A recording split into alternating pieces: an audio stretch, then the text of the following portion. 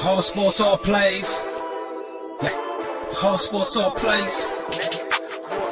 Whole sports all plays. 365, we making a plays. You talking the game, get you through the days. We're high in the court, the dime in the lane. Variety topics living the same. All presentation, sports information. In the airways, taking the nation. Sport all plays, like working your faces. Grace at the field, so tie the laces. Whole sports all plays.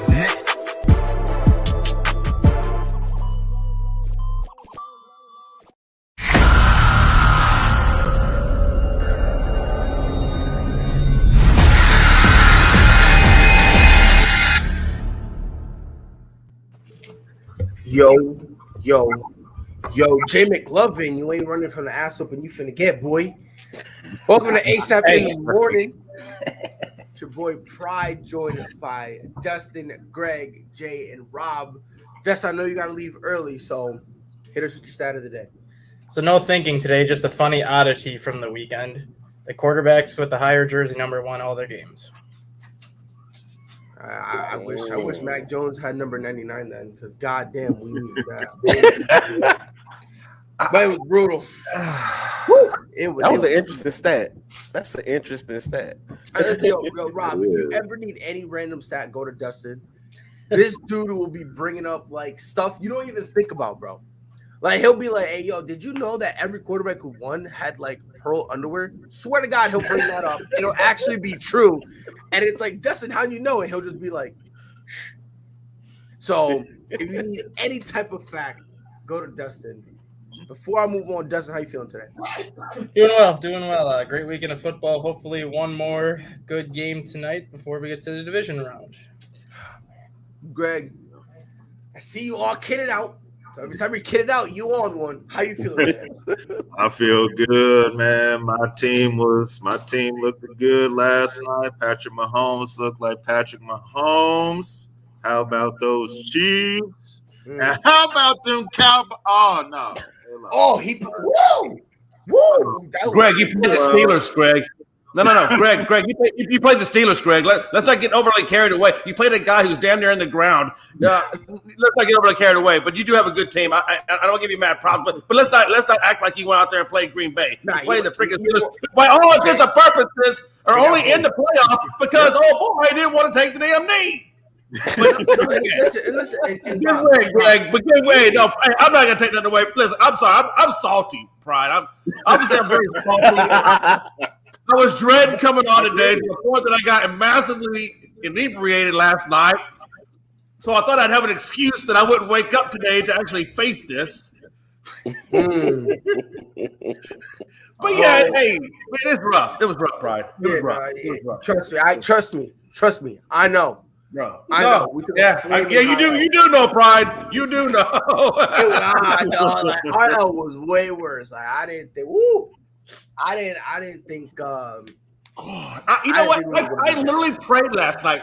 Pride. When the game was over, I prayed. I prayed that something would just go in the direction of hiring Brian Flores like I've never prayed before. But here's the thing, Jay. I'll be fair. I just want him so. I'm tired of Mike McCarthy. He's already. Oh my God! Already, and truthfully, I never wanted Mike McCarthy. That was not the guy I wanted. I mean, if we're gonna be fair, nobody wanted Mike McCarthy. I mean, if we're gonna be fair, right? I don't know a single. I know a couple Dallas fans who don't know football, and they were screaming Mike McCarthy was gonna get him the championship. But like, if you know football, not a single person was excited about that Mike McCarthy hire. You know why though, Pride? Because it's the same regurgitated candidate that they bring in. Chan Gailey, Barry Switzer, Chan Gailey. You know what I'm saying? And then you move on. You got what? Wade Phillips. Which Wade Phillips wasn't too bad. He actually was probably more competitive than the rest of them. Yep. And then you got Jason Garrett, and then you had what's his face? Bill Parcells. Bill Parcells, just like Mike McCarthy, outlived his usefulness. But Jerry Jones he just doesn't want to go in a different direction. He just wants it his way or the highway. And I just wish he would either sell the team or just fade out into the night. Jerry. It's not going to happen. It's not. By the way, it's not going to happen. Just letting you know, I'm a man of my word. I know it's not gonna happen, but I just did it. oh Lord have mercy. I just want to let you know, you can man of my word. I did it, and I promise you, I will put up 10 things. Now, wait a minute. I thought you were a Patriots fan. Why do you got Buffalo behind there? Are you a Buffalo? I fan? made a deal with I made a deal with Yuki, right? And That's right. Okay, I got you. Made a bet, and I was so confident. I said, if we lose, I have this as my backdrop. You feel me? But you know what? Hey, Pride. And the sad thing about our game is that it was just all penalty. It was the penalties that killed them. You can't win with 14 damn penalties. There's no rhythm you can get into. Here's my thing, though. Why does the penalties? Why is it like? I mean, I'm just saying there was other aspects, but the penalties was the one that set the tone. Like the penalties set the tone for that game. Everything else. Quick question. Hold on. Before we get into there, Rob, how you doing today, Rob? I'm all good. You know, Okay. Everything is right in the world. Tom Brady won. Do I look like Anthony Barr? Concerned about. But I do want to say, happy MLK Day. Yes, sir. We have to celebrate the true Kane. You know, and the reason why all of us lovely group of fellas can talk football. So happy MLK Day. Yes, sir. Yes. Yes, sir. What a guy. MLK. He is a legend, and to anybody who tries to, because listen, I've read people actually say stuff that, you know, he's why do we have MLK Day? And it's like, okay, well, why do we have fists to beat the bricks off people like you? So you know what I mean? MLK, his we keep his memory alive vicariously through peaceful violence. So do with that information as you will. By the way, before we get into the Cowboys game, do I really look at Anthony Barr? No. Thank you. No. Thank you. And you can keep saying I do look like Anthony Barr. And look, don't get it twisted. I don't take that as disrespect. Please. I'm a Viking fan, and you look nothing like Anthony Barr. Right? Okay. Because I pulled up because I was on my show and Yuki said it. I just googled who Anthony Barr was. He do look like him. I don't know, man. Oh, by the way, Anthony Price. No, I didn't switch teams. I made a bet. And yeah, I was talking about that. Yeah, I was about to put this backdrop. So I'm still a Patriots fan, but I lost a bet. Got to be a man of my word. So now let's get into this Dallas game, because here's my thing. This Dallas team all year has been the most undisciplined football team in the league. Not even close. They're a top 2 teams in being penalized and a top 2 teams in terms of penalized yardage. Why would we expect them to all of a sudden now be like, okay, let's change? Like, this is who Dallas was. And listen, and I've said this before and people get mad at me. Dallas is a good team. They're not a Super Bowl caliber team. They're not. They're just another team that makes the playoffs just because they got to round it out. That's it. That's it. Now, the only people that thought Dallas would turn it around were Dallas fans. Yes. Yep. Everybody else knew. I hate to say this, and you know, to quote Stephen A. Smith, but it's facts. Eventually, Dallas will do Dallas things. It's just how it always goes. Why would you is that? Why did you Dallas things? It's a cultural thing, man. That culture's been like that. That's why I told you they got to go in a different direction when they hire a coach. But that's the problem. You got a new coach, right? Because before, no, you know that, Brian. Come on now. No, we talked about. No, I'm just telling you this. Like, but we need to be fair here. By the way, real quick, I'm not going to call the Patriots a fraudulent team, because the expectations for us was just to beat the Bills. That was just our expectations. I said this Friday. This was our Super Bowl. And if we lost, it is what it is. The Cowboys they're fraudulent to their fan base. But they're not a fraudulent team, if you know what I mean. If you ask anybody outside of the Dallas Cowboys fan base, everyone says the same thing. Solid team, but they're not going to win the Super Bowl. It's just the Dallas fans who every year say, and not you, Jay, because you've been logical about this. You've been logical, so I'm not saying you, but about 80 to 85% of the fan base just constantly says every year we're gonna win, we're gonna win, we're gonna win.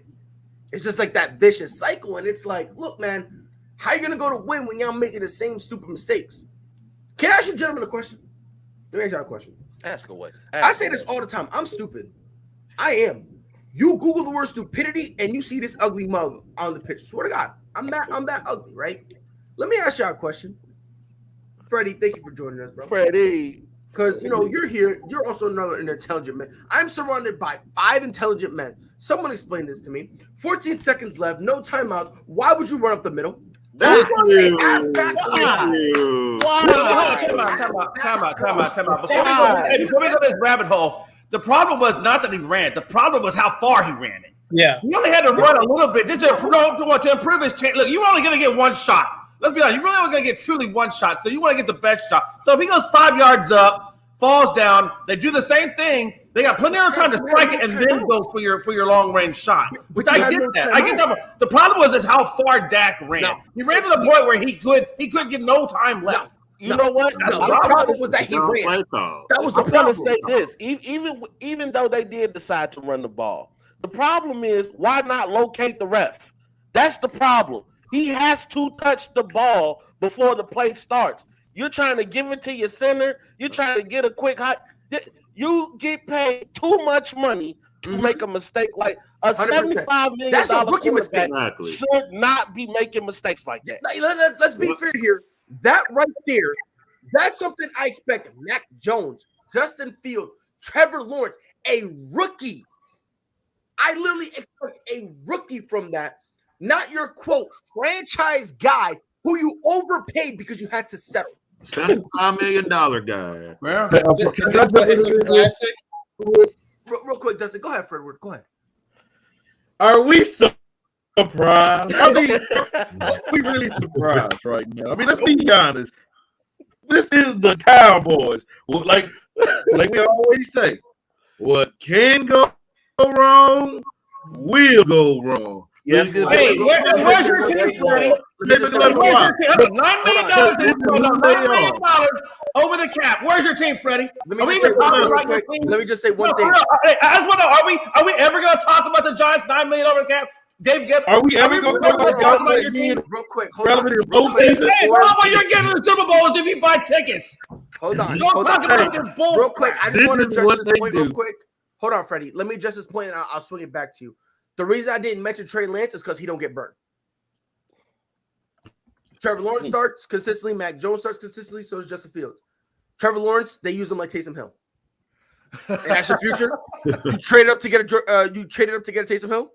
Come on, man, stop playing. This is what the Cowboys do.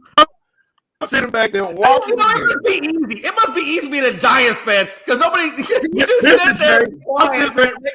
Nothing in the fight. Hey, Prime. There's nothing in the fight, man. There's no battle-worn fandom on you, Freddie. That's the problem with you. There's no battle-worn fandom on you. You're just like that shiny person that never comes out the closet, just stays on the coat rack. This right here, real quick, that right there is what Jay. Dallas does every year. No, I'm just saying people who come in here and want to poke fun at them, man. And then when you say anything about their team, it's where's your team at? It's the same thing every year. Hey, Brian, hold on, Robert. I got to finish my Look at the Chicago Bears. They're horrible, okay? You have to swallow that pill. So I'm sitting back watching the game yesterday, just examining, going off what my Cowboy brothers, Jay McLovin, Kenny, Tony, LD, what they educate me during the season, talking about we got this high-power defense. We got all these offensive side. And I'm like, okay, when is the defense going to make a play? Okay, DeMarcus Lawrence, you back. Okay, Parson. Okay, on Wilson, where are you guys at? And I'm like, okay, well, they told me they got a $75 million quarterback in Dak Prescott who's going to come in the clutch, who's going to make big plays, not in the fourth quarter, but the first 3 quarters. Oh, it's going to be. Let me see. You got the coach. You got the clapper out of Dallas and Jason Garrett. So you wouldn't have no boneheaded coaching decisions. Oh, wait, you ran the ball when you should have took a shot in the end zone or something because you knew you didn't have any timeouts. Oh, wait, by the way, we want to blame everybody else but Mike McCarthy for not telling his players, hey, find the referee. This is the Cowboys. This is what they do. And I had my laugh. My phone is quiet. I'm not getting no text, no call, or nothing. This is Christmas in January. How about them Cowboys? And here's the thing. Like, this is why I'm saying it's not surprising. Like I said this before you came in here, Freddie. This team is completely undisciplined.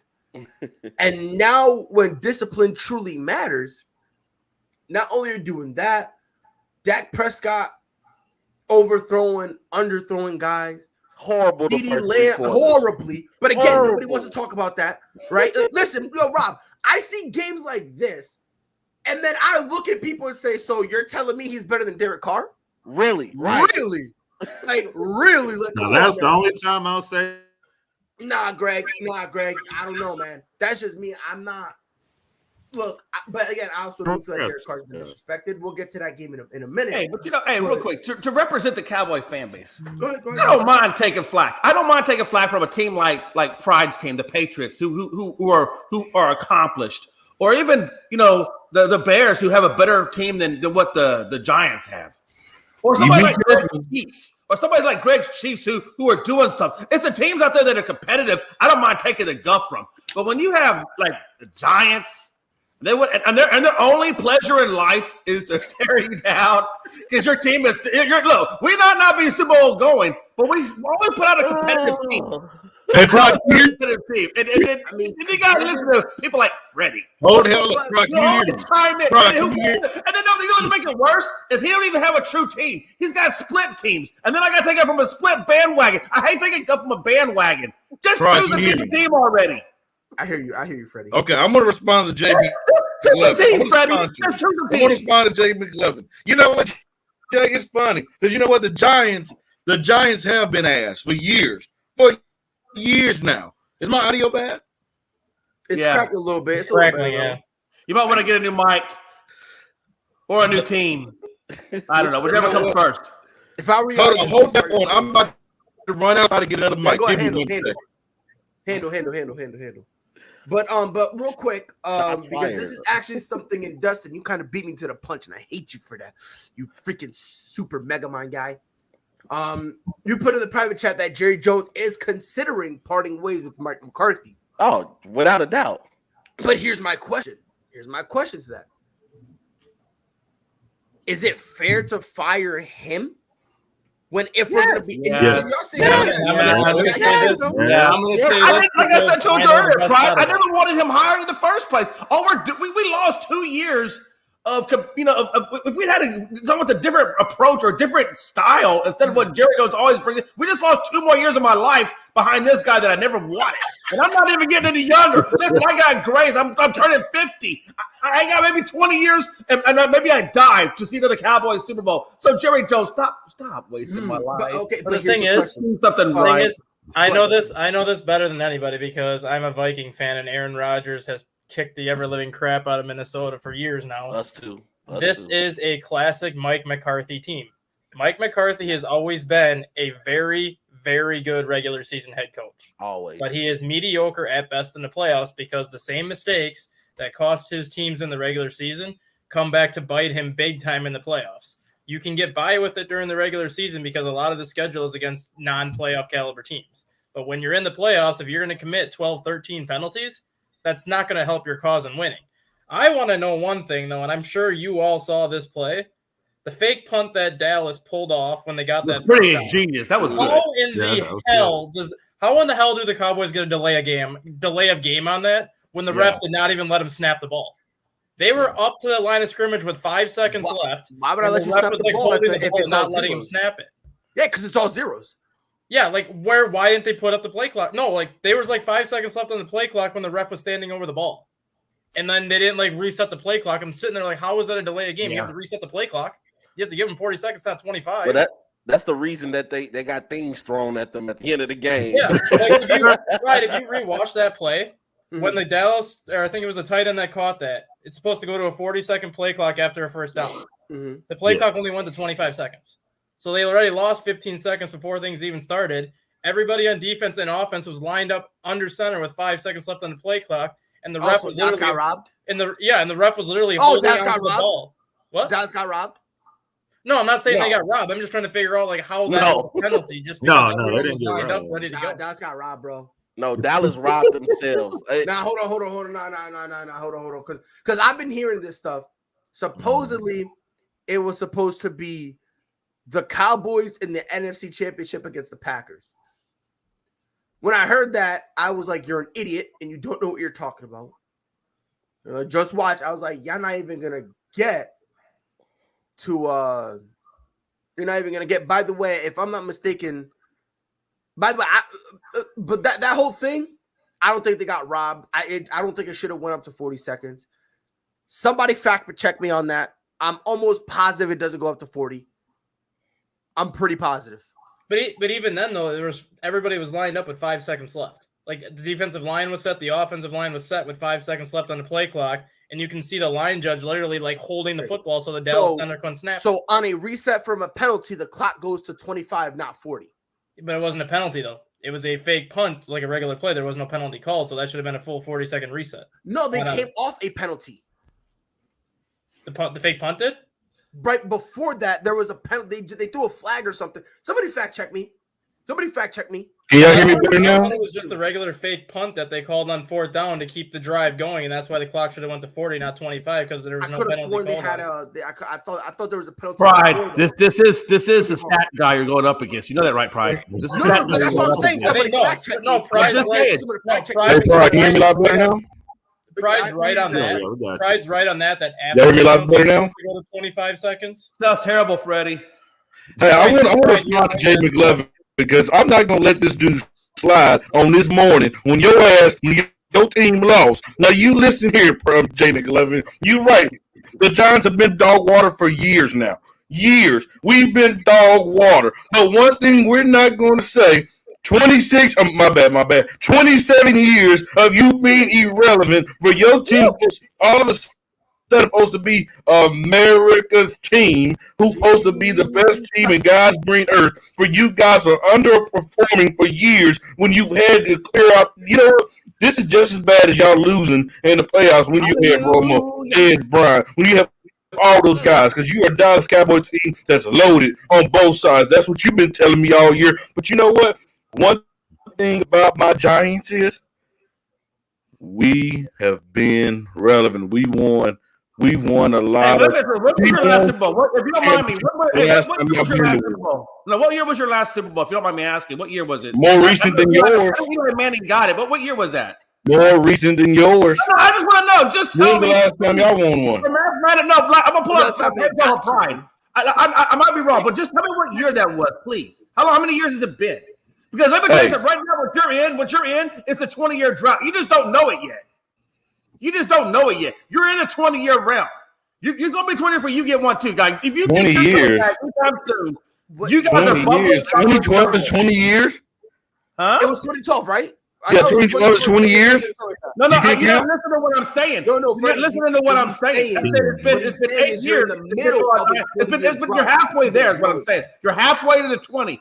What I'm saying is you're in the middle, Freddie. Middle. What does middle mean? It means the middle of the Jay 20. McLevin. So you got about 10 more years. Okay. You better get something 10 years. I'm Okay, going to be Jay. all over Jay, let me educate you. right. My last point, Jay. I'm going to educate you on one last point.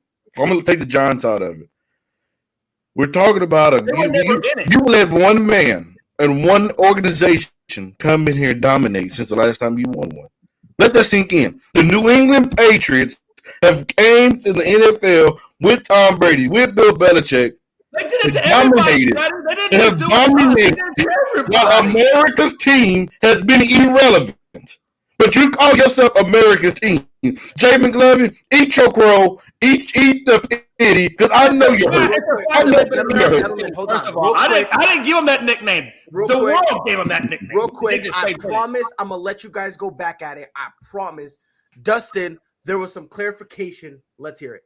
So you're right. If there is a penalty, the play clock goes to 25 instead of 40. Wow. The penalty happened on 2nd down. So 2nd down play was where their 25 seconds was as opposed to 40. Yeah. I just looked up something, and the head of officiating admits that there should not have been a delay of game called on that play By rule, the official is not supposed to allow the offense to snap the ball until the defense has an opportunity to complete substitutions. Okay. If you look at the play, the 49ers were not making a substitution. Everybody was lined up with 4 seconds left, and the official literally stood over the ball looking to see if anyone was going to make a substitution.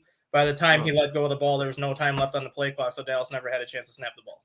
Okay. So what are the Cowboys supposed to do in a situation like that? So it goes Even from if 14 that wasn't penalties to called, they 13. still wouldn't have won. No, I'm not saying that. I'm just saying, like, in situations like that, though, before I heard the rule at the end where the Cowboys have to give the ball back to the line judge before they can snap it, I was thinking the same thing on that Prescott scramble where the referee takes the ball and then moves it back 2 yards before the Cowboys can snap it. And I'm sitting there like, well, if you literally just touch the ball and move off the ball, the Cowboys have a chance to spike it with 1 second. No, they don't. I think they would have had 1 second left if the referee just touched it. Nah, they wouldn't have, because by the time they had snapped the ball, it was double zeros for like 3 seconds. Yeah. Yeah. It was double zeros for a grip. So even if the red touched it, they wouldn't have had enough. I just went back to looking at that play on that fake punt, and I said the same thing. I'm like, how just real quick, someone said pass do you loss get or called for delay relevancy. on the play clock than when you were supposed to have, and then the ref doesn't let you snap it? Someone said pass loss or relevancy since Brady left, though. With all due disrespect, understand what I'm saying. This comes from a place of complete and utter disrespect. You're an idiot. What team wouldn't have lost relevance if Tom Brady left? Like, no, but we haven't. Have they though? Have they though? We haven't been irrelevant. Sure. We hit a rough patch, but we haven't been irrelevant. And Yuki, stop spreading false information. Who is Yuki? He came from me. I don't even know who that is. I do this because of the bet. Knock it off. All right? Jay McLevin, are you sad down there, my brother? I'm gonna come to Georgia. Hey,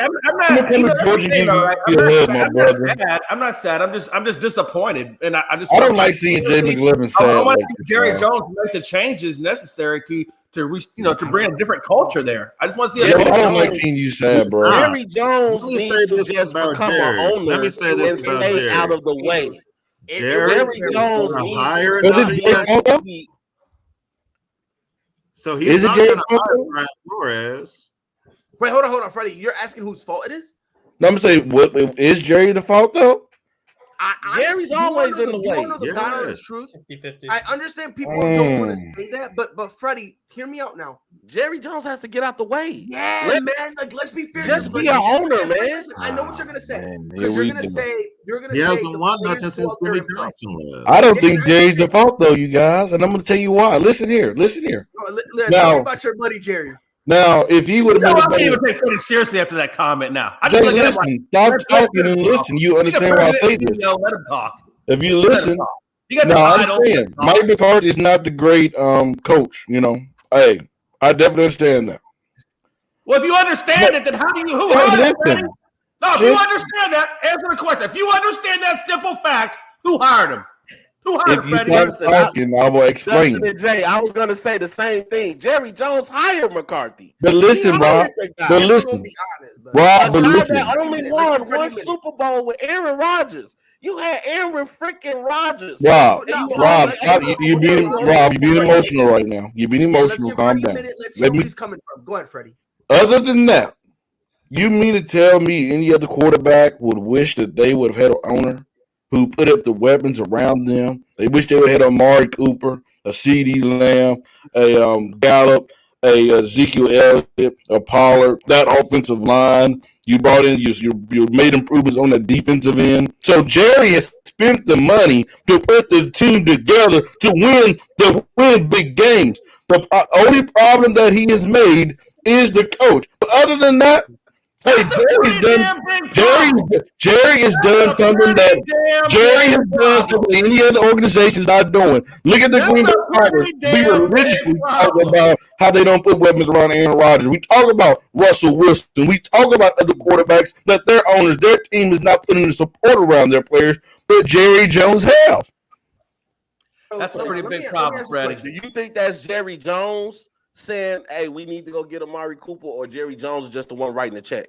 Hey, my brother. Hey, I'm like this. If we can blame Jerry Jones when things get bad, we need to give him praise when things go good. I mean, I'm just saying. He'll write a check. Look at the stadium. We know he has no problem spending money. The problem is You need to let football professionals be football professionals. And here's Stop trying to jump in football operations and just be an owner. And this is why I have to give Jerry Jones some blame. And Greg, if I'm out of pocket, if I'm looking at this the wrong way, let me know. Yeah. But I was told, this is what the Dallas organization told us, Greg. Mm-hmm. If we get rid of Jason Garrett, we're good. He doesn't do anything. All he does is clap, right? Yeah. Now, here's the problem, Greg. You have a new head coach. The same thing is happening. Mm-hmm. If I'm not mistaken, Greg, that's a culture thing. Yes. Who's the only dude left from that culture that has any say? Jerry Jones. Jerry. Now, again, I'm not saying it from a talent. I agree on that standpoint. Yeah, that's what I'm saying. Yeah. I'm not saying Jerry won't go sign the dude. Will he try to haggle you? Of course, he will. But Greg, again, if I'm bugging, let me know. I'm not looking at this from him go getting guys. I'm looking at it from a culture perspective because this whole thing of them being undisciplined, Jerry does nothing except go out and complain about it for 45 minutes, and then it's on to next week. So am I out of pocket, Greg? No, you're not. This is the Dallas culture. Jerry runs everything. Mm-hmm. He runs the football operations. He hasn't won nothing since Jimmy Johnson walked out that door. Nothing since Jimmy Johnson. He has won nothing since Jimmy Johnson walked out that door. Woo. And the reason why is because he'll always hire a yes man to be the coach. And it doesn't matter if they're good at it or whatever it is. It's always going to be a yes man. They get rid of McCarthy later on this week. He'll just hire Kellen Moore. Why is he going to hire Kellen Moore? Because Kellen Moore going to be a yes man. I don't think he's ready to be a coach. I don't think he's ready either. But again, let's be fair here. Let's be fair here. It don't matter whether or not he'll be. No, exactly. And the thing is about that, the thing about that too is it's going to change the interview process of a lot of teams that have scheduled interviews for Kellen Moore this week. Mm-hmm. If they find out that there's a chance that McCarthy's going to be gone, one of these teams is going to try to pull the trigger on Moore, I think, before Dallas can get to him. And again, we said the same thing we said about the Patriots. We said the same thing about the Patriots because they lost. They said, they haven't really played nobody in the season. Can we say the same thing about the Cowboys? I've been saying that for weeks. Everybody be calling me crazy through the season. Listen, man, this team is who I expected it to be. They didn't beat nobody spectacular in the regular season. I mean, you beat a Patriot team with a young rookie quarterback, okay? I mean, God forbid that's a championship caliber team. That's what Jay McLevin and the Cowboy fans are telling me you beat. And so, I mean, this team really haven't beat nobody in the regular season. They put up all these sexy numbers. It reminds me of somebody else in the NBA. I'm not going to go there. They put up all these sexy numbers, and they don't complete the bag. I mean, they don't complete the job. So, I mean, the Cowboys, Jay – Rob, let's take a moment of silence for Jay McLevin, y'all. I have a hot take. Can we admit Dak is not that guy? Oh, what you think? Can I be honest here? Can I be honest with you? Dak is not that guy. Can I be honest with you, Rob? Can I be honest with you? Yes, That's sir. not a hot take. Jay McLevin is boiling right now, y'all. I feel you, Brian. I've been screaming. He's not even better than Derek Carr. He's not even better than David Carr. Let's be fair here, bro. He's and listen, people get mad at me when I say this, but it's the truth. Do you want to know what category he falls under? All he is a slightly taller Jimmy Garoppolo. Just happens to play for the Dallas Cowboys. Jay, you heard? But I would say that. I've been saying that for a long time. I said the only way Cowboys win is if Dak Prescott gets out of his head. Dak Prescott's got to get out of his head. I think mentally. I don't think it's Dak. I think it's their coaching staff. Because if you guys noticed that first year, And What I'm it's saying. But I'm just saying, but that's part of that's part of the problem. They don't have player development. I mean, I honestly, don't blame Dak. I'm gonna tell you why. I don't blame Dak. I blame this. If you look at Dak's rookie year in the NFL, what did they do? the best year he had. They ran the ball. He barely threw the ball. Exactly. They went away from that. Ezekiel Elliott, they don't really run them as much. And people almost say the opposing defense. Well, I've seen the opposing defense. Oh man, I see the opposing defense not really stop running. They just go away from it. Yo, Rob, that is a hot take. That's a hot take right there. Like that's There's muy a caliente. Baker Mayfield. Wow. Hey, and I'm a is Baker what dude. it is, man. I'm a Baker dude, but I'm saying Baker's losing me a little bit. He's starting to lose me a little bit. Before we start talking about the other teams, it just, everybody always knows with the Cowboys. Can we all agree? And Jay, I apologize, man. I understand how it feels to root for a team that just do bad things. Don't apologize to him. Let him eat his crow today. No. Let him eat that crow today. He's eating it though. He's eating it. Yeah, Jay, eating it. Hey, Jay, do that face that Dak did yesterday with his mouth open. So let's not hop on Dallas anymore. that's all right though, Freddie. When 20 years comes for the Giants, and it will come, I'm gonna be all over you, man. I'm gonna be all over you. I'm gonna be in your nightmares, Freddie. I'm gonna be all up in your nightmares. I just want you to know. Look at the face. Because when I come into your nightmares, and you see me going before you go to bed at night, you're going to have nightmares, brother. But you know what the difference is there between the Giants and the Cowboys? It don't matter what season. Window. Yeah, it's going to be me. You guys have the hype. You guys have the expectations. You guys have all that, the glamour, the beauty, the sexy, all that.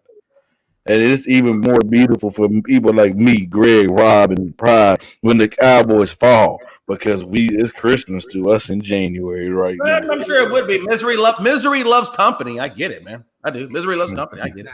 Yeah. So does mediocrity, and that's why Dallas is at home. Hey, So, that's not a hot take. Mediocrity. No, you can't say they're mediocrity.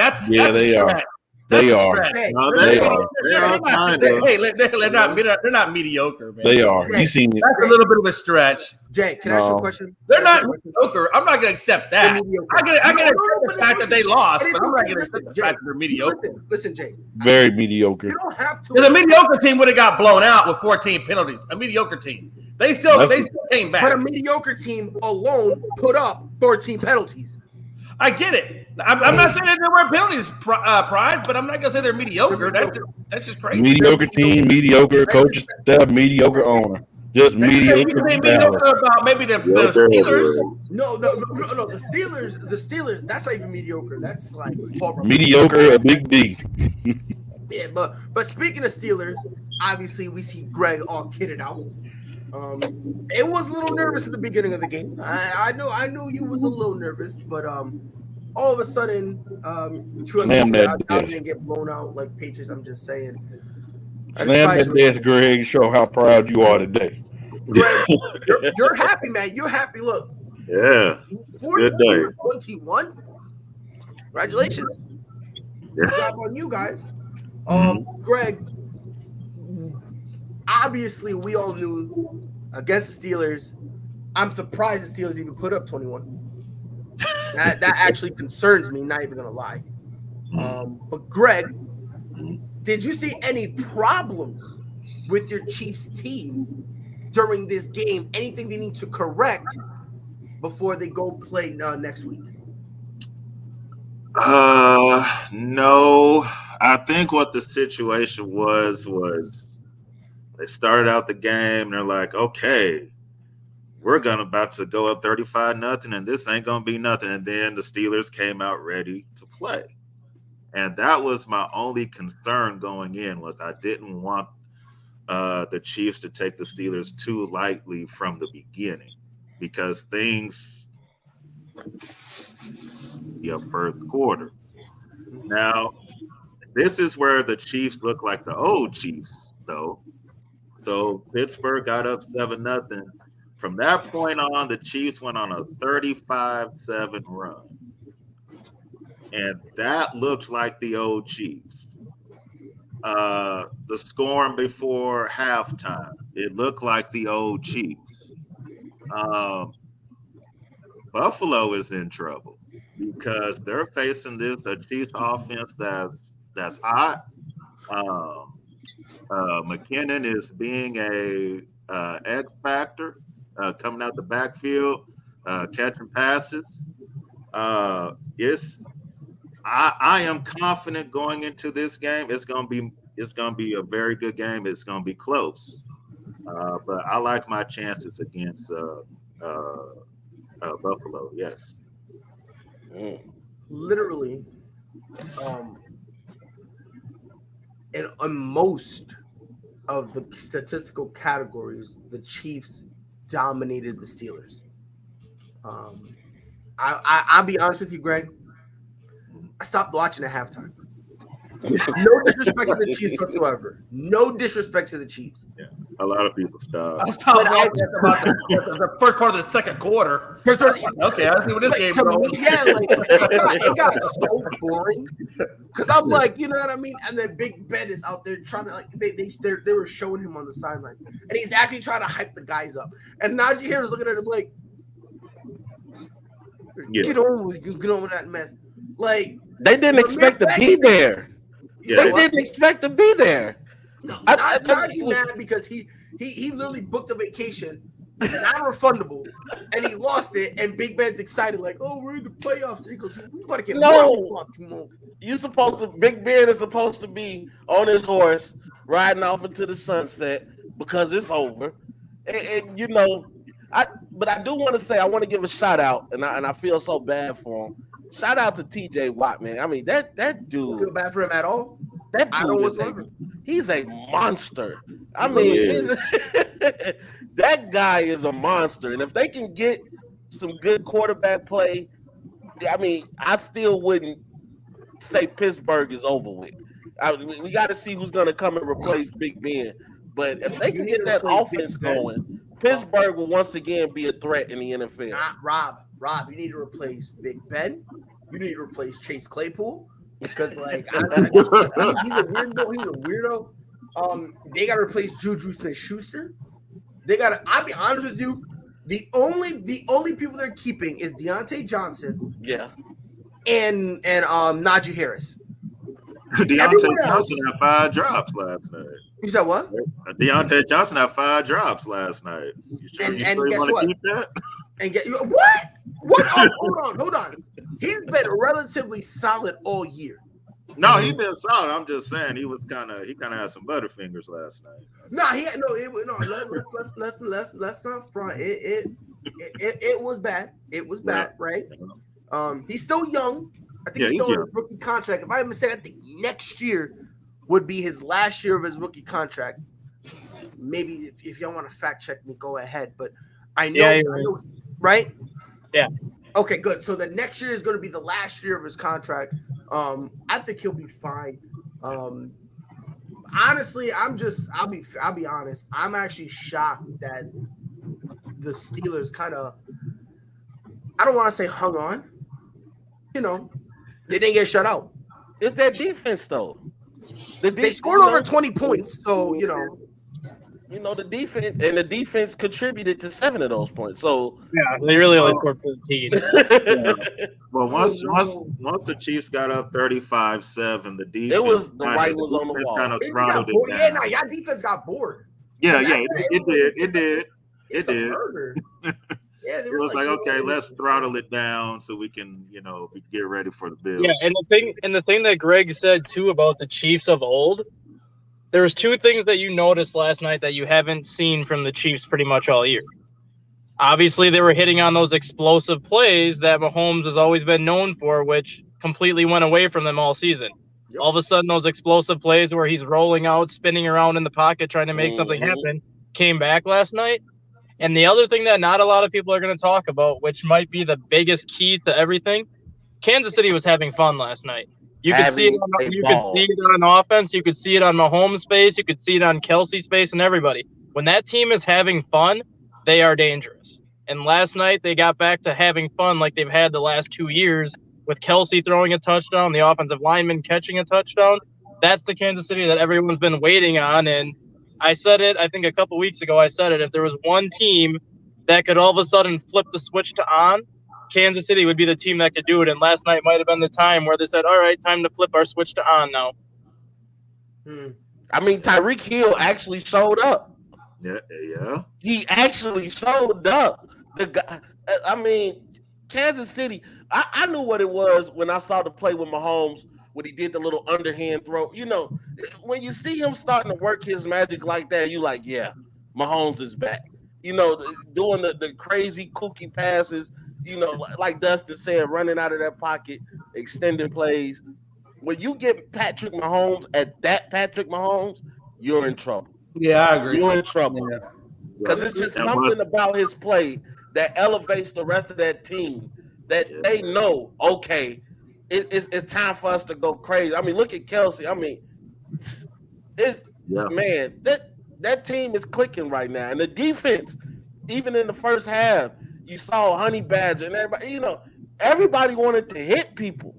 You know, and when you get a Kansas City defense to try to match the ferocity of the offense, oh, you're in trouble.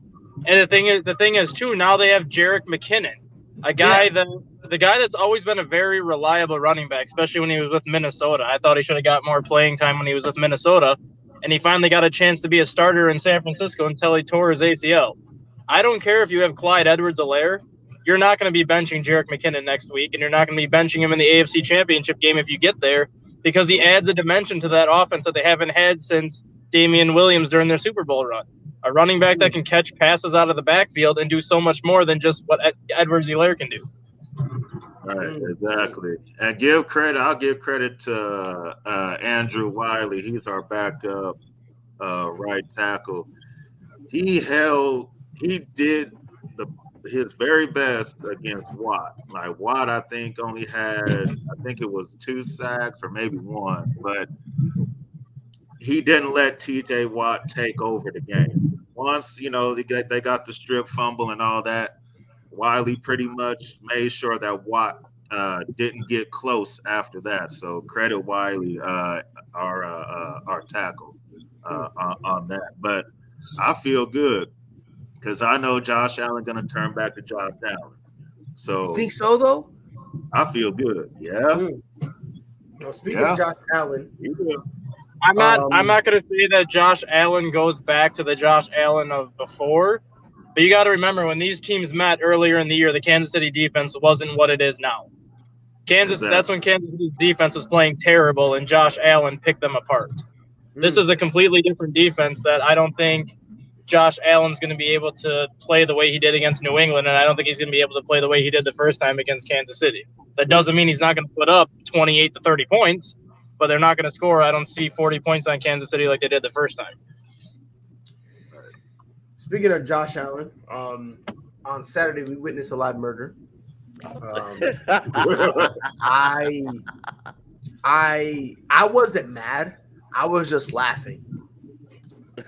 And I was laughing because I'm like, dog, the only way, I said this in the group chat, Greg, I said at this point, if the Bills don't score 50, I'm taking it as a win. Okay? Yep. And then it went 47. So, woo, right? Somebody threw an object, right? They threw it. Osborne had the touchdown, and they threw it. At first, I thought it was a banana. Yeah, I did too. It was a banana. I did too, yeah. Somebody had shown a zoomed-in picture of it. I can't remember who it was, but somebody showed it. And then I saw, I was like, wait a minute. A banana doesn't have those 2 circles. What is going on here? And immediately I went to Facebook, and I was like, hold on. The Bills threw something after the Patriots scored a touchdown. In all caps, I put, I love it here, right? And listen, man, people were getting on Mac Jones. Let me just defend my guy, Mac Jones, real quick. Because everyone's killing him because he had the 2 interceptions, and everyone was like murdering him. That first pick, I don't care what no one says, was not his fault. No, that was a heck of a play by Mike Hyde. Yes. Like it was the one he was trying to hit. I think it was Jacoby Myers. Yeah, it was a perfectly thrown ball where it was either Myers was going to catch it or Hyde was going to catch it, and Hyde was the one that made a one-handed catch almost to get it. Right. So I give him that. Now the second interception, I love Mac Jones, but that was just dumb. I think he was looking for Hunter Henry, and he threw it, and it was that window was way too tight. I did not like him throwing it there. It got deflected, which was and then got to the interception. So people were killing for the 2 picks. Like I said, that second one, Mac Jones got to wear that one. And again, Dustin, Greg, Jay, y'all know this. I'm a Mac Jones fanboy. You feel me? He is my new Tom Brady. You know what I mean? When Tom Brady leaves, I'm going to be saying, hey, yo, Mac Jones, that's my dude. But overall, I think Mac Jones did solid. I think he did all right because we got to understand something. By halftime, it was out of control. Yep. Let's be fair here. At halftime, it was out of control. So I'm pretty sure Bill Belichick was like, all right, kid, just go do stuff. Go throw. Go get a feel for the game. Go do whatever. This and in terms of Bill Belichick, I love him, but he's got to wear this too. This was one of, if not the worst defensive performance I've seen from a Bill Belichick team in a while, and it might be the worst that Bill Belichick has done in the playoffs. It might have been the worst. Like, it was brutal. I'm talking about blown coverages, poor tackling, just the simplest things. Like, they're literally watching guys catch it, and then J.C. Jackson is like, okay, you got it. Oh, wait, hold on. Wait, no. I didn't have the safety over the top. Oh, like, it was just so weird. Like, everyone and their mom was just so disorganized. And you give Josh Allen a disorganized defense, this kid's got talent. He gonna pick you apart.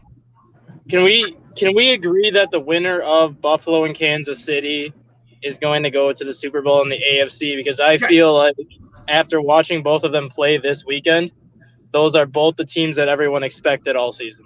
And I'm pretty sure, check me if I'm wrong, they play this weekend, right? Yeah, they play this weekend, where I think whoever wins that game is just going to have their way with Tennessee or Cincinnati the week after that. Yeah, Yuki says, what surprised me is the only one that showed up was Kendrick Bourne.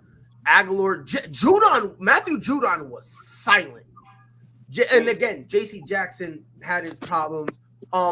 There was a few perfect passes from Mac Jones that we just dropped. And you combine all that stuff, let's be honest, you're not going to win, right? You played undisciplined football, and then the guys out there playing flat. I don't care what team you're playing, you're not going to win. If you don't believe me, if you don't, that's how the Cardinals played the Detroit Lions, and what happened. That's how the Bills played Jacksonville. What happened? Like the way the Patriots team came out, I did not expect them to come out like that. It was horrible. It was bad. They laid down and died. And that's a perfect thing. Like that, we straight up rolled over and was like, "Can you tickle our stomach?" And Josh Allen was like, "Yeah, I'll do something in your stomach," and then he poked us. Like, you feel me? Like that's really what happened. Like, it was. You know what?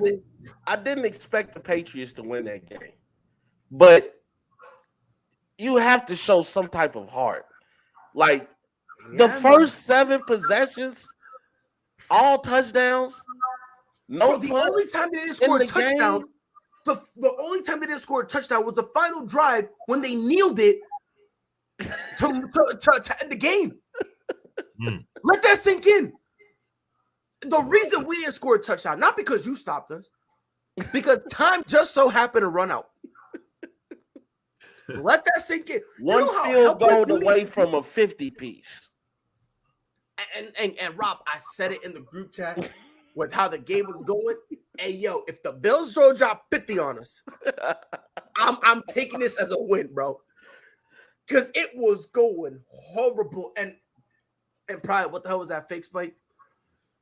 You know, honestly, I didn't even question it. Because based on how everything was going, I was like, you know what? Just at this point, just run fake punts for the rest of the game. I'm not even mad. You feel me? Do fake field goal. Let's just, you know what I mean? Let's just, and then on defense, engage A all the time, right? Greg, you got tight last time. You know, you got defense. Cause bro, it was horrible. We came out literally and I think what really killed us, honestly, was that first interception. Because then after that interception, I saw Jacoby Myers kind of just be like, and Mac Jones is trying to pick them up. He's trying his best. I give him credit to that. But then there's really nothing much he can do when the next guy, someone said, Mac Jones, he needs a true receiver. And yeah, he does. He does. Yeah, he this does. is pretty much the same receiving core that Tom Brady left. Exactly. Yep. And that's really what the only thing you did is you added Jonnu Smith and Hunter Henry and Aguilar, which I thought that was a solid pickup. I thought he'd be like the third or fourth receiver. He'll get a couple plays here and there, give him some deep balls. I thought that would be fine. But what really blew my mind, if I wasn't mistaken, I could have sworn Jonnu Smith tore his ACL or something. Because he's been a no-show because the offense doesn't have any place for the dude. I'm like, wait a minute. Y'all went and got Jonnu Smith and Hunter Henry, and the organization told us, look, we're doing this back with you-know-who and Rob Gronkowski was here. You feel me? When, you know what I mean? Like, we had that lunatic Rob Gronkowski and a legitimate lunatic in Aaron Hernandez. You know what I mean?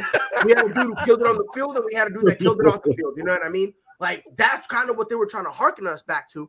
And all of a sudden, they didn't want to use Jonnu Smith. And I was like, okay, he's hurt. And then I'm seeing plays where Jonnu Smith is running the route and wide open. And he's like, hey, hi, all right, whatever. I don't want to play anyway. And it's like, we got him for a reason. Was it to block? Because every time he's on the field, they run more running plays for him. And I'm like, okay, I get it. We're a run first team. I understand. But if we're throwing the ball, shouldn't we be targeting the two best acquisitions we got offensively? That being Jonnu Smith and Hunter Henry. Hunter Henry had a solid year, but Jonnu Smith was a no-show. And I've seen people blame him for it. And I'm like, let me ask you a question. How do you expect the dude to perform if he's not given the opportunity? That's the equivalent of me telling, yo, Rob, you want to eat? You say, yeah. I go, okay, and I give you nothing to eat. How do I expect you to get a full stomach if I ain't providing you nothing? Like, that's facts, yeah.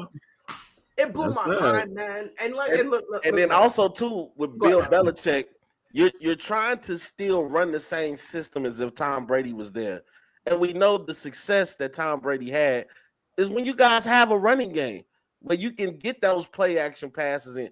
The running game in New England, besides the cold day against Buffalo when it was a windstorm outside, it's been non-existent. It was non-existent in this game. No running. I'm not going to put the blame on Mac Jones. Mac Jones did what he could as a rookie quarterback in the pressure situation where they've had a leash on you all season. And now all of a sudden you go down and they're like, okay, Matt, let it fly. Let it fly, Matt. You haven't even given this man the opportunity to see what he's capable of. You've been trying to dink and dunk. He's not Brady.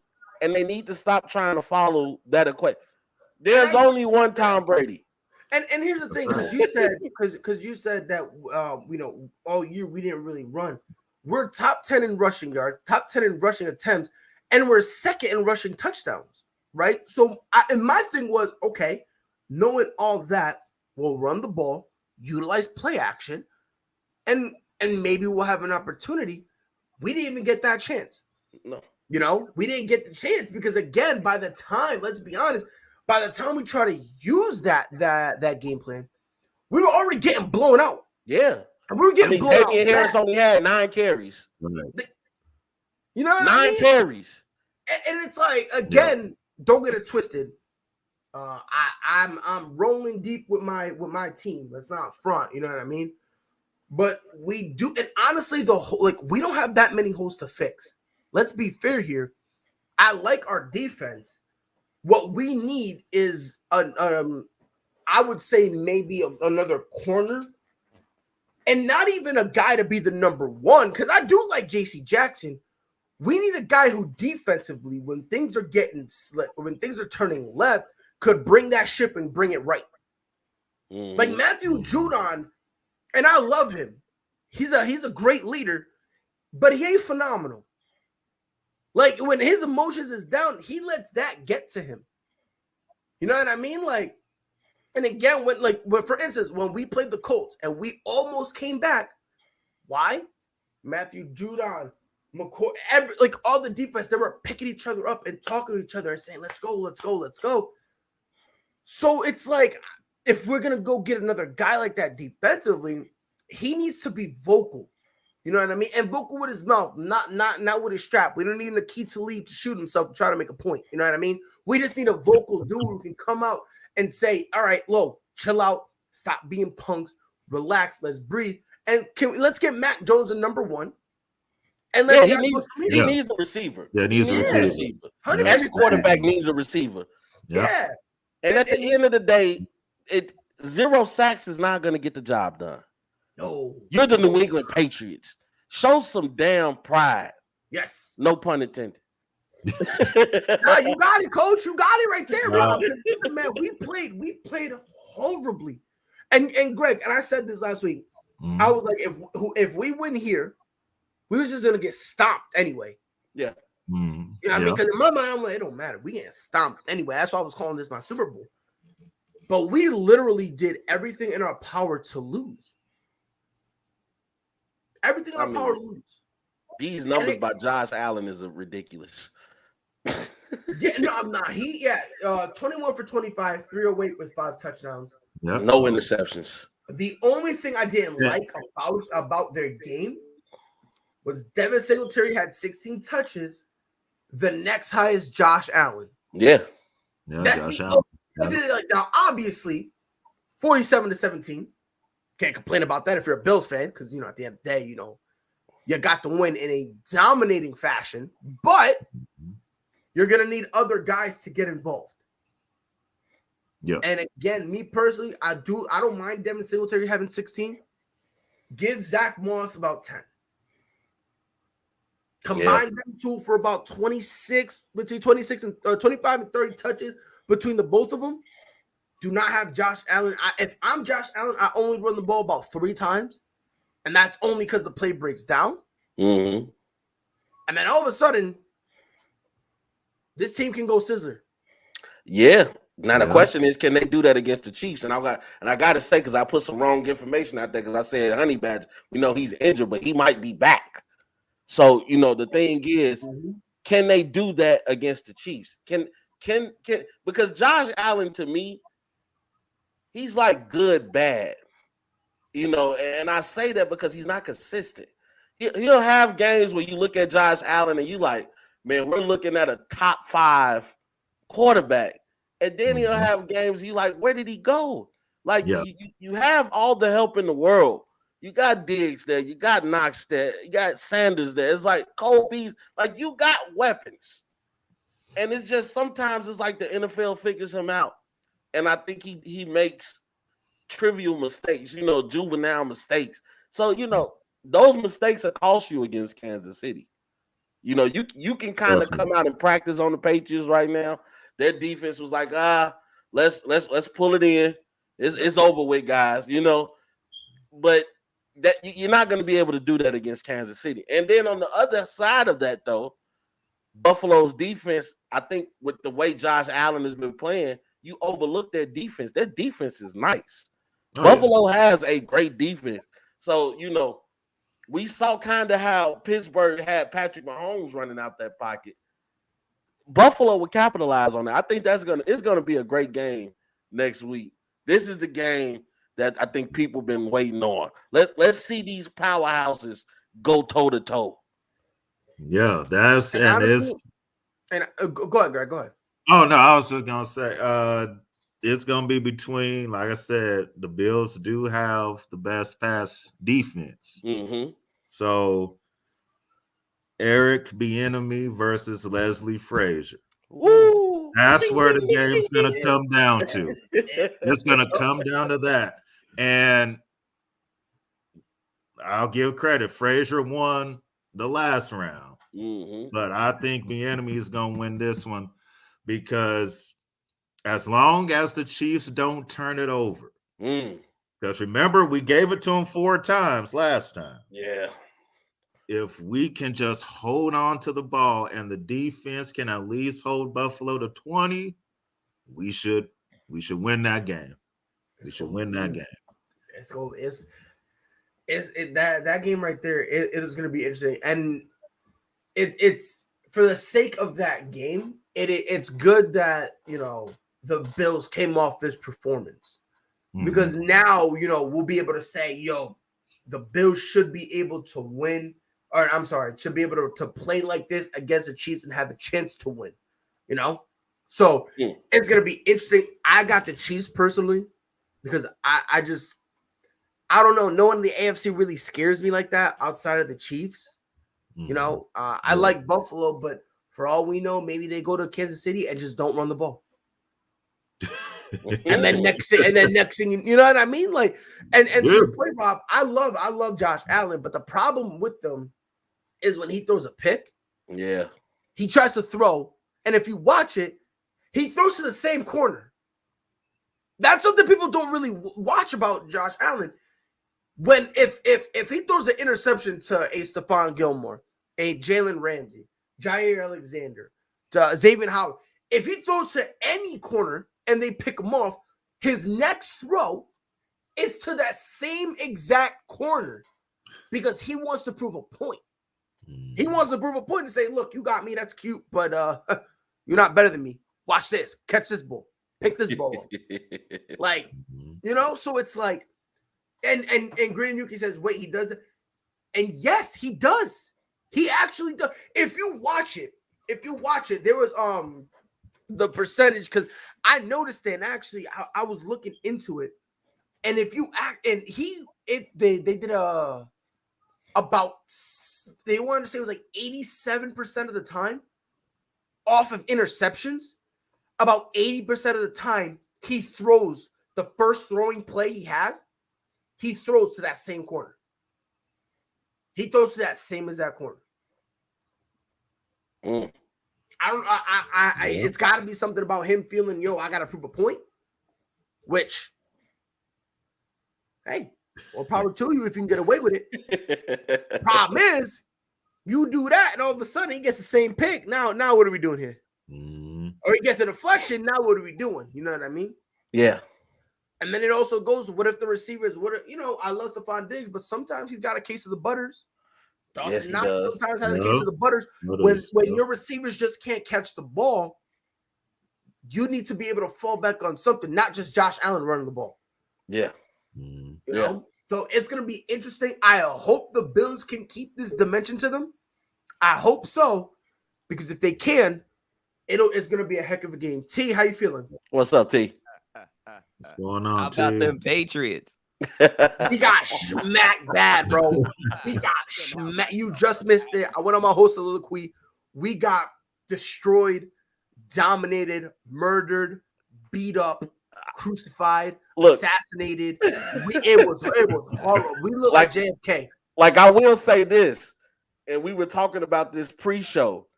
That was angry Buffalo. That was 20 years. That was abusive Buffalo. That was abusive of getting dominated in your division.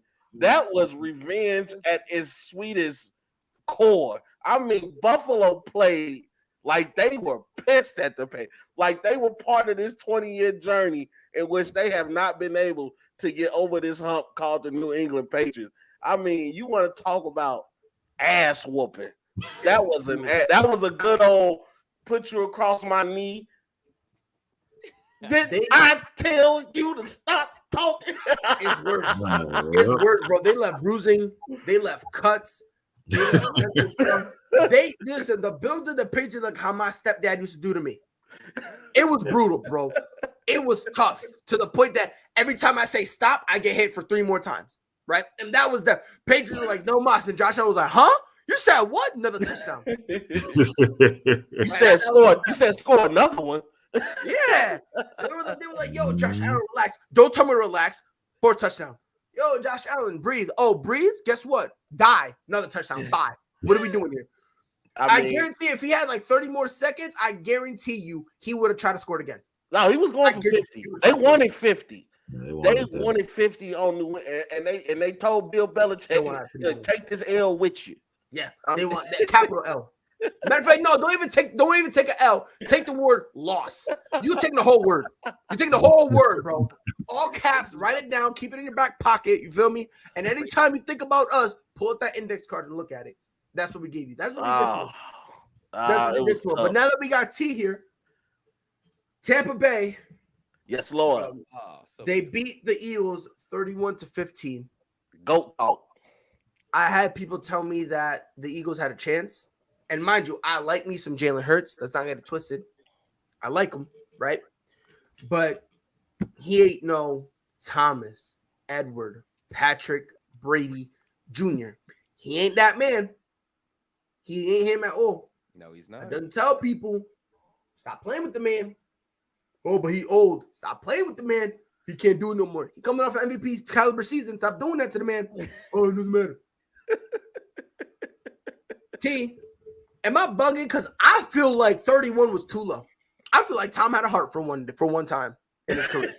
Honestly, I think they were just saving themselves for the next one. It should have been 31-0. They actually got if they took their foot off the brake, you could just tell in the fourth quarter. They really should have put it on them, like the Bills type of score, Kansas City. But you could just tell they were clearly dominant and already looking forward to the next game. So, man, what can I say? I was honestly a little nervous because everyone was saying watch for them Eagles. And whenever we go in cocky, we always get smacked around.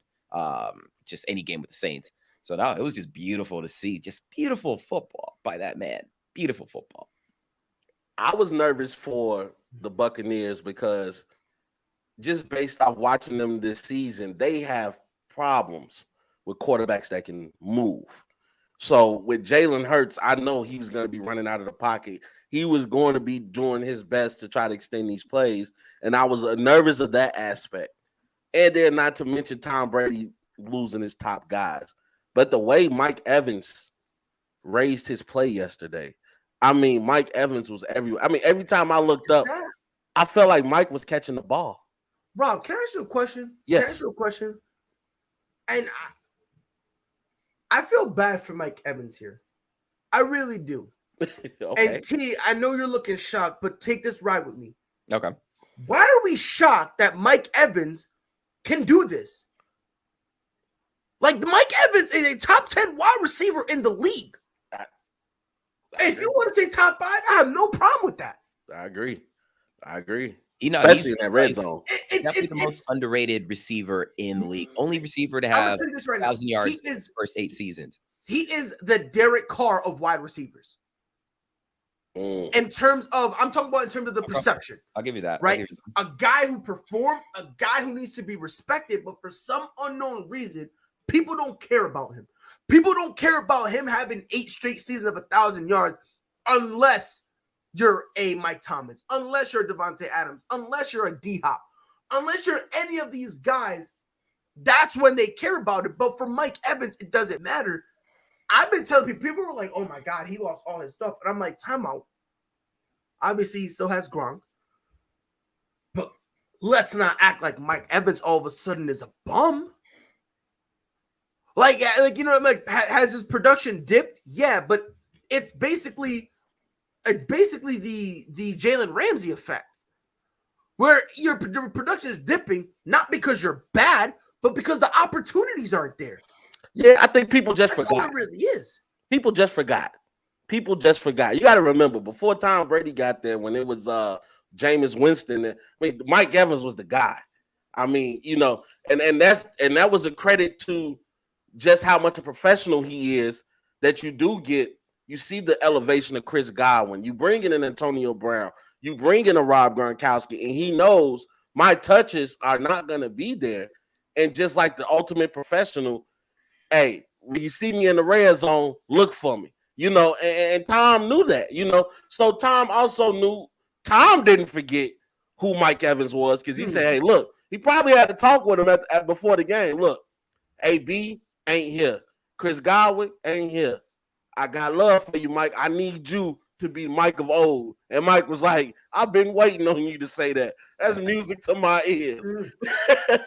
9 catches for 117 yards and a touchdown, average 13 yards a catch. Come on now. That dude's a Talking this stuff, Mike. problem. And T. This is kind of people said that the Bucs would have no type of run game. That's what they said, right? And I was saying, look, it won't be the same run game that they had, but the guys they have on the roster, they'll do enough.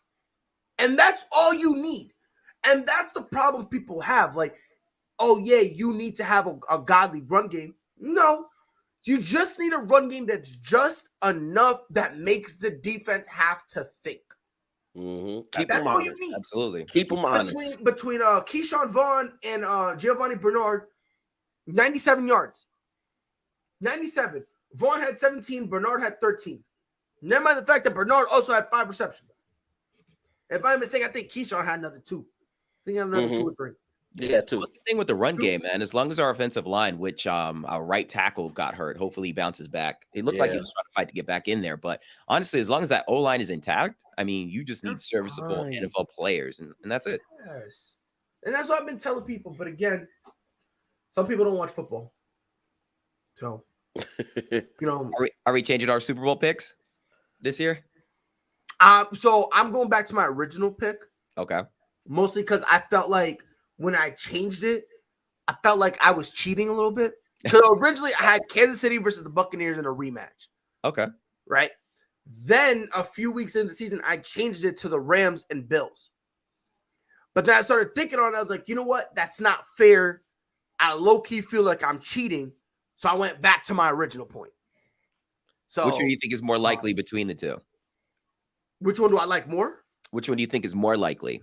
Rams Right Bills or Bucks Chiefs? Right now. Right now, Rams Bills. I think that would be a little more likely. Okay. I don't know, man. I picked the Rams to win tonight, and I know we're going to talk about that more into the show, but I don't trust the Rams. I don't trust Matthew Stafford. It's crazy because, and right here, the funny part, listen, you listen, bro. When we get to that game, you guys are gonna look at me crazy. You guys are gonna look at me buck wild. Oh boy! Watch, we'll cross that bridge when we get there. But once again, to our ASAP in the morning fans, I told you guys if you follow this simple math equation, it'll help you for the rest of your life. TB equal TDs, and it's just that simple. Easy, easy, man. Like, come on, yo, Rob is a mathematician. Algebra was hard. That's what I want to talk about. That's game I want to talk about. Derek Carr in the Raiders lost a close one to the Cincinnati Bengals. That was a good game. It was a phenomenal game. Came down to, if I'm mistaken, I think the last interception Derek Carr threw was on 4th down. Yeah. I think it was 4th and goal. So, like, no matter what, it was going to, that kind of determined it. He had 310 yards, 1 touchdown. Obviously, the 1 interception, the one that sealed the game. Josh Jacobs had 13 carries, which is bizarre because I swear to God, I felt like watching the game, I thought he had like 25. Like watching the game, right there, am I bugging T? No, it kind of looked like he ran it a lot more than he did. When you actually look at the stats at the end, it was like that was it. T, you might want to turn your mic up a little bit. We could barely hear you. Can you hear me now? Yeah, you go. Oh yeah. There's that beautiful voice. No. I was saying, it kind of felt that way. You're always surprised by the stats when you see like at the end that he only ran it 13 times. Yeah, but it's not so bizarre. So, but let's get into the nooks and the crannies. Let's get into the meat of this. Did y'all watch the game first and foremost? I did. So that whole whistle controversy, right? Let's get into it because I wholeheartedly believe it was a bad call. Now, I'm not gonna go out and say that it cost the Raiders the game. Because if I'm the way they explained it, when they blew that whistle, it's not a loss of downs, it's just doing it over. You know what I mean? So for all I know, they could have had it. So for those of y'all who don't know, Joe Burrow got the ball. He was rolling out real close to out of bounds, threw the ball. I can't remember who he hit. Was it Tyler Boyd? Yeah, it was Tyler Boyd. It was Tyler Boyd, right? Because he called the touchdown, right? Yes, he actually caught it, right? So he threw the ball. The problem was before Tyler Boyd caught the ball, the refs blew the whistle, which kills it. So that means you just replay the down. Unfortunately, that's not something that could be replayed. It was something dumb that they said. It was because it's when they blow the whistle, you're calling the play dead. Unless it's a flag, you can't really review it. But even then, you can't review it. It was just something dumb like that. But basically, since it wasn't penalized, you can't review it. So once they blow the whistle, the play's dead. So I see that, and I'm like, okay, that's weird. Then they let the touchdown stand, and I'm like, that's weird. So in my mind, I was like, you know what? For all we know, it could have just been a fan. I thought, because again, with everyone still going, I thought it was the fans that brought in the whistle, blew the whistle. That's it. And then later comes out that an official, I can't remember his name. Oh, Griniyuki says, Jerome Booger, or Booger, however you say it. Yeah, Jerome Booger or Bogger. That's the guy who blew the whistle. Clown. He's the one who blew the whistle. And then was like, oh no, something about there was a second whistle or something like that. Some basically stupid stuff. And the NFL was like, yeah, bro, no more playoff games for you. They pulled him for all the playoff games. Well, the situation is they saying that because the whistle, okay, so with the whistle being blown, it should have stopped the play, but they said the whistle was blown after the receiver caught the ball. So that's the reason. Sense. That's the reason the touchdown still stood. Which makes no sense. It doesn't make sense. It doesn't. Yeah, and they replayed it to the point where Drew Brees is like, what are we doing here, dog? Like, you're confusing a Hall of Fame quarterback. And Hall of Fame it's a problem. Who one of the smartest guys ever played a game. If you're confusing him, you done messed up, Aaron. You done messed up, JJ Rome. All right, you done messed up, and you messed up real bad, bro. Because even him, he's like, Drew Brees is like, what the hell? It was bizarre. Because it didn't make sense. It didn't make sense. Yeah. Wait. And the Rams that because of the Rams and Saints controversial TD call, isn't every touchdown supposed to be reviewed? I think that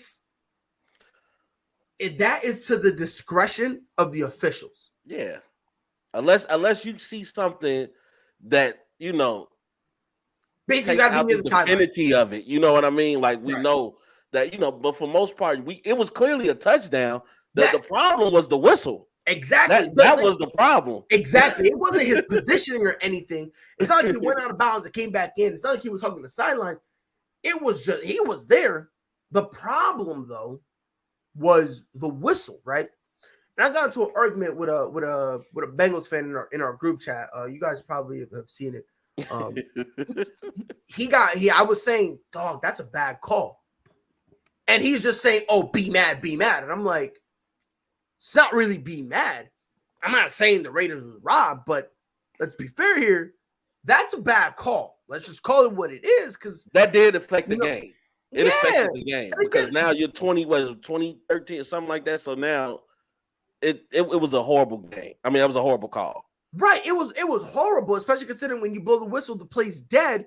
And again, it then later comes out that the game wasn't even over. It comes out that the lead official was the one who blew the whistle. So it wasn't like a fan had done it. If a fan did it, that's fine. I get it. You confiscate it from the fan and we go on. Mm-hmm. But the actual official blew it. Then he's talking about, oh yeah, I'm so dumb. I don't remember when I blew my own whistle. Huh? Like, that's how dumb you were, and we expect you to be in charge of rules. That's such a bad look. Oh man, it's horrible. And so I was arguing with him. We're not really arguing. I was like, look, it's a bad call. If you can't admit it's a bad call, I mean this with all due disrespect, you're an idiot. I told him that. Yeah. And he got in his feelings a little bit, and I'm like, but again, it's a bad call. Now, I'm not saying right, and again, I'm not saying that the Raiders were robbed. I'm not saying I'm not saying none of that stuff. All I'm saying is it's a bad call. If you can't see that's a bad call, go throw your TV away. Go donate your eyeballs because you don't deserve God's blessing that we call sight. Like, am I out of pocket, bro? No, let's be fair.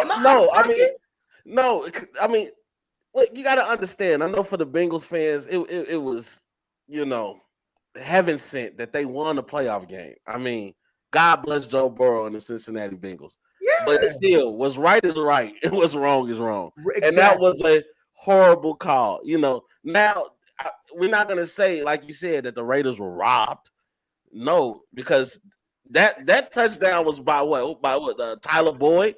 They didn't account for Jamar Chase, who had a game on them. Jamar Chase is the reason that the Raiders went home. You cannot stop this receiver. 116 yards, 9 receptions, Crazy. everywhere. LSU receivers, man. I'm telling you. and can we say that Joe Burrow made a statement? Bro, yes. Joe Burrow made a statement. He played a hell of a game.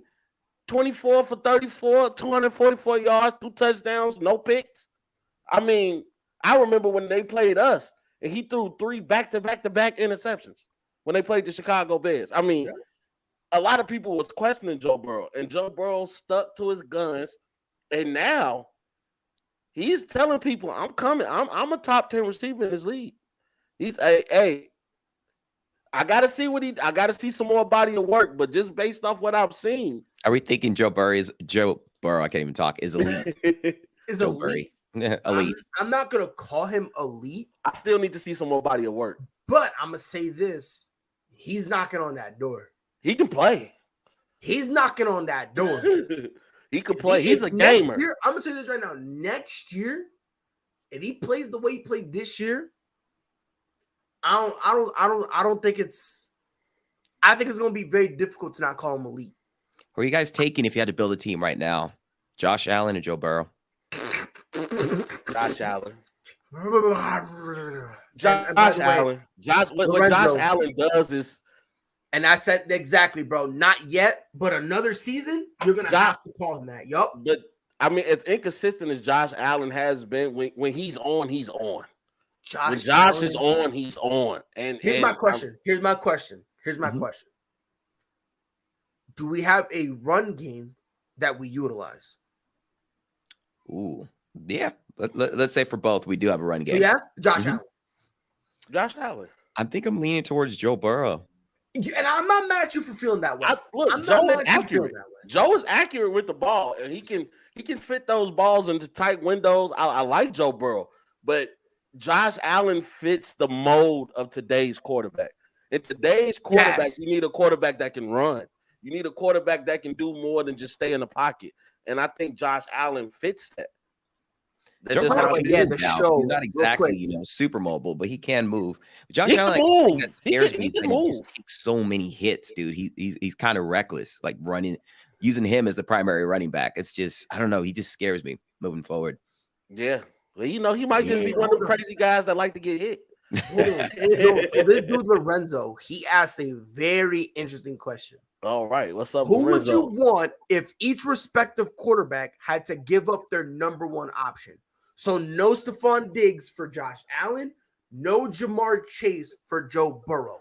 I'm going Burrow. I'm gonna go. Like he spreads it. Ooh, that's a great question. And that's the thing, like, it's a great question. And I'll be honest, not only does Joe Burrow spread the ball more, they all step up when need to.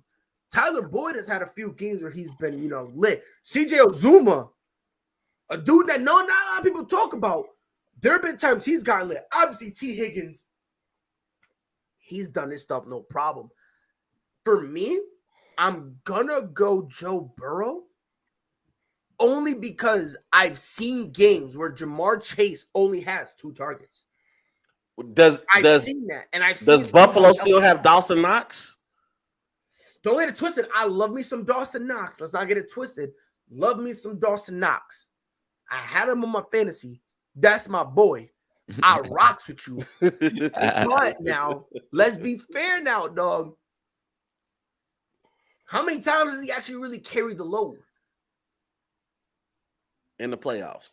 No, in general. How many times has he ever really carried the load? I've seen T. Higgins do it. Yeah. I've seen Tyler Boyd have a couple games. So just based on that fact, I'm leaning towards Joe Burrow But I'm not pretending like the wide receiving core for the Bills is horrible. I'm sticking with you, Josh. Say again, Rob? Say that one more time, Rob. I couldn't hear you. I said I'm sticking with you, Josh. And you know what it probably is? I'm probably just mad that he beat the bricks out of my Patriots. I'm probably still mad about that. I'm probably salty. You know what? I'm going Joe Burrow all the way now. Josh, I'm sticking with you, Josh. I still have people telling me Josh Allen isn't good because he hasn't had a signature moment. What? He just had one. No, this doesn't count. This doesn't count. That counts. No, this doesn't count as a signature moment. Why? Because it's not in the Super Bowl. Oh, wow. They moved the line for Josh Allen so much. He needs to have a signature moment. He has a great game in the regular season. That doesn't count. He needs to be in the playoffs. Then he has a great game in the playoffs. Doesn't count. It's got to be in the AFC Championship. Then he has a respectable game in the AFC Championship against the Chiefs. That doesn't count. No, I will say this though: if they don't make it to the Super Bowl, it's not. I wouldn't call it a successful season for Buffalo. I expect more. I expect more. Conference. I expect more. You win your division. The Patriots are no longer a threat to you, at least for right now. So right now, you have to take advantage of this. Your defense, top 10. You got a great offense. This year, you have to at least make it to the Super Bowl or at least the AFC Championship game. Remind me real quick, guys. How does it line up as far as the AFC? Bills are playing who next week? Chiefs. The Chiefs. Oh. Yeah, they're playing the Chiefs. So right now, Bills play the Chiefs. In the divisional round, the Bengals play the Titans. The Niners play the Packers. Bills play the Chiefs. And then the Buccaneers either play the Rams or the Cardinals, depending on how that game goes. And I don't trust the Titans. The No, Bengals should beat the Titans. Bengals should beat the Titans. If Derrick Henry comes back, maybe. But still, that's a Jones fracture, and you've been gone for weeks. I don't think you can play the same way. I don't bring if I'm running this Titans team, I don't bring Derrick Henry back. I don't bring him back. I don't. I'd rather be safe than sorry. And I'll see you next year, brother. Because even if you beat the Bengals, you're not beating the Bills or the Chiefs. It's not happening. Well, they beat them though, right? In the regular season. It's the playoff time now. It's true. Man, I'm excited for this Bills-Chiefs game. Lorenzo says Henry will only be back for the Super Bowl if they make it. But here's the thing. You need to have him play a game before so that way he can get his feet wet and he can get back into the swing of things. Yeah. So let's say you want to bring him back for the Super Bowl. He's going to have to play in the conference championship. He has to. He's going to have to do that and get about 15 touches so he can get things back under him. He has to. You know? I don't think the Titans without Derrick Henry can score enough against the Bills or the Chiefs. So the Cowboys tied the NFL record for the most penalties in a playoff game, and you know how many penalties the Cowboys have in total? 127. How are you a Super Bowl team? Oh, I got the easy answer to that. Because people who have a Super Bowl team are idiots. People who had them penciled in or penned in to play the Packers in the NFC Championship game, they have absolutely, positively no idea what they're talking about. They don't watch football. They just watch the highlights that the NFL puts up on YouTube and then pretend to know what they're talking about because they go to ESPN, rip off their articles, and they got the nerve to pretend they know what they're talking about. But then every single time when they're wrong, they got this prize Pikachu face talking about, oh, how am I wrong? Because I don't, because I know what I'm talking about. Nah, fam, you're a moron. You're an idiot in the wrestling world. You're what people call a mark. Please, like I said before, throw your television out. God has ruined the intention of sight by giving it to a moron like you. So please go home, go to your room, go in your closet, close it, go to sleep, enjoy the darkness, and don't bother anybody ever again. If you thought Dallas was going to win the Super Bowl or make it to the Super Bowl, like, come on. That's cool. I did expect them to win. You can't really call yourself a Cowboys fan. Wait, hold on. See, you expect them to win you expect them to play no, not a Super Bowl. I expect them to win at least one playoff game the way they were playing this year. I can't do it. I can't do it. Did you throw T out? I threw him out. I had to. I can't do it. Time out. I can't do it, man. Wait. You tell me you both picked the Niners before the game? Yes, I did. 110%. 110%. You can go watch my show, Rob's 2 cents. Hey, shameless plug. Rob's 2 cents, YouTube. I'm everywhere. I picked the 49ers to beat the Cowboys because the Cowboys are due They will always do cowboy things. And real quick. Hey, yo, Yuki, on my show, the Private Six Podcast, Yuki watches my shows. Right. Yuki, did I not pick the Niners over Dallas? Just do me that favor. And if you don't believe me, I was literally on a show. When was it? I was on a show a couple days ago. And I had picked the Niners. And in the group chat that we had, I picked the Niners. And I was screaming Niners the whole time. And nobody listened to me. Nobody wanted to. And I'm telling people, look, this Niners team is solid. Deebo Samuel is a problem. Dallas loves penalties. They're undisciplined. And I was asking people, do y'all expect all of a sudden them to come in the playoffs and go, all right, here we go? Like, is that what y'all expected? Because if y'all expected it, y'all dumb. And I'm going to play the role of Dustin. Y'all dumb. I'm going to play the role of Dustin right now because I have my TV on Undisputed. And they have a heading up there that says Cowboys are the only home team that's lost in the wild card so far. That tells you about Dallas. Is it bad that I feel bad for Cowboys fans? Like, I don't like Cowboys fans, but I legitimately feel terrible for them. No, like, I don't. Damn. I don't because they bring it upon themselves. They bring it upon themselves. Let's be fair here. They bring it upon themselves because every year they say we're legit. Every year. They say the same thing every year, and it's the same thing I say. Again, you're an idiot. And I mean this. Understand, and T, Rob, please understand. I mean this with all due disrespect. If you thought Dallas was going to do anything, you're either extremely biased, an idiot, or both. One or the other. I'm gonna take the latter of them. Let's be fair here. They're an undisciplined team, and I've said this before. And everyone gets mad at me. This is an okay team. They're a solid team, but let's be fair here. They're closer to the Eagles than they are to the Super Bowl. Let's be fair here. Let's be fair. No, you're right. Let's be fair here. All Dallas is a team to get in the playoffs just because there's a spot open. That's it. Let's be fair here. That's what Dallas is for, right? You heard it here first folks. But here's the thing, Rob.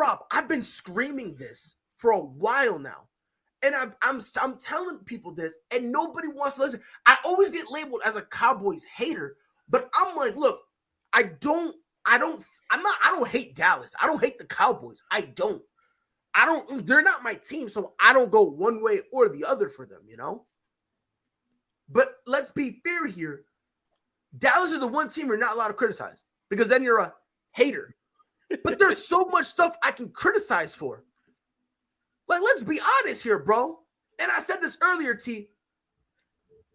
And people get mad at me all the time and they cry about it. The Dallas fans. Oh, my God, if you feel this way, you don't know what you're talking about. Right? This Dak Prescott is not an elite quarterback. He's a taller version of Jimmy Garoppolo, who just so happens to play for the Dallas Cowboys. I wouldn't go Jimmy that far back, but I wouldn't call him elite. He is in that top 10. I'll take a running back over him, bro. Oh my goodness! Wow. Would you take Taysom Hill over him? 1,000 times out of 4. How do I kick Pride off here, real quick? Where's the button? Where's the button? I'm done. Bro, but let's be fair here. Like, let's be honest here. Oh God. I wouldn't take Taysom. I get the take, but not Taysom. You're not taking Taysom over Dak any day of the week. Taysom over Dak. No, I won't take Taysom over. But then again, Taysom at quarterback. That's basically a tight end. It's tough.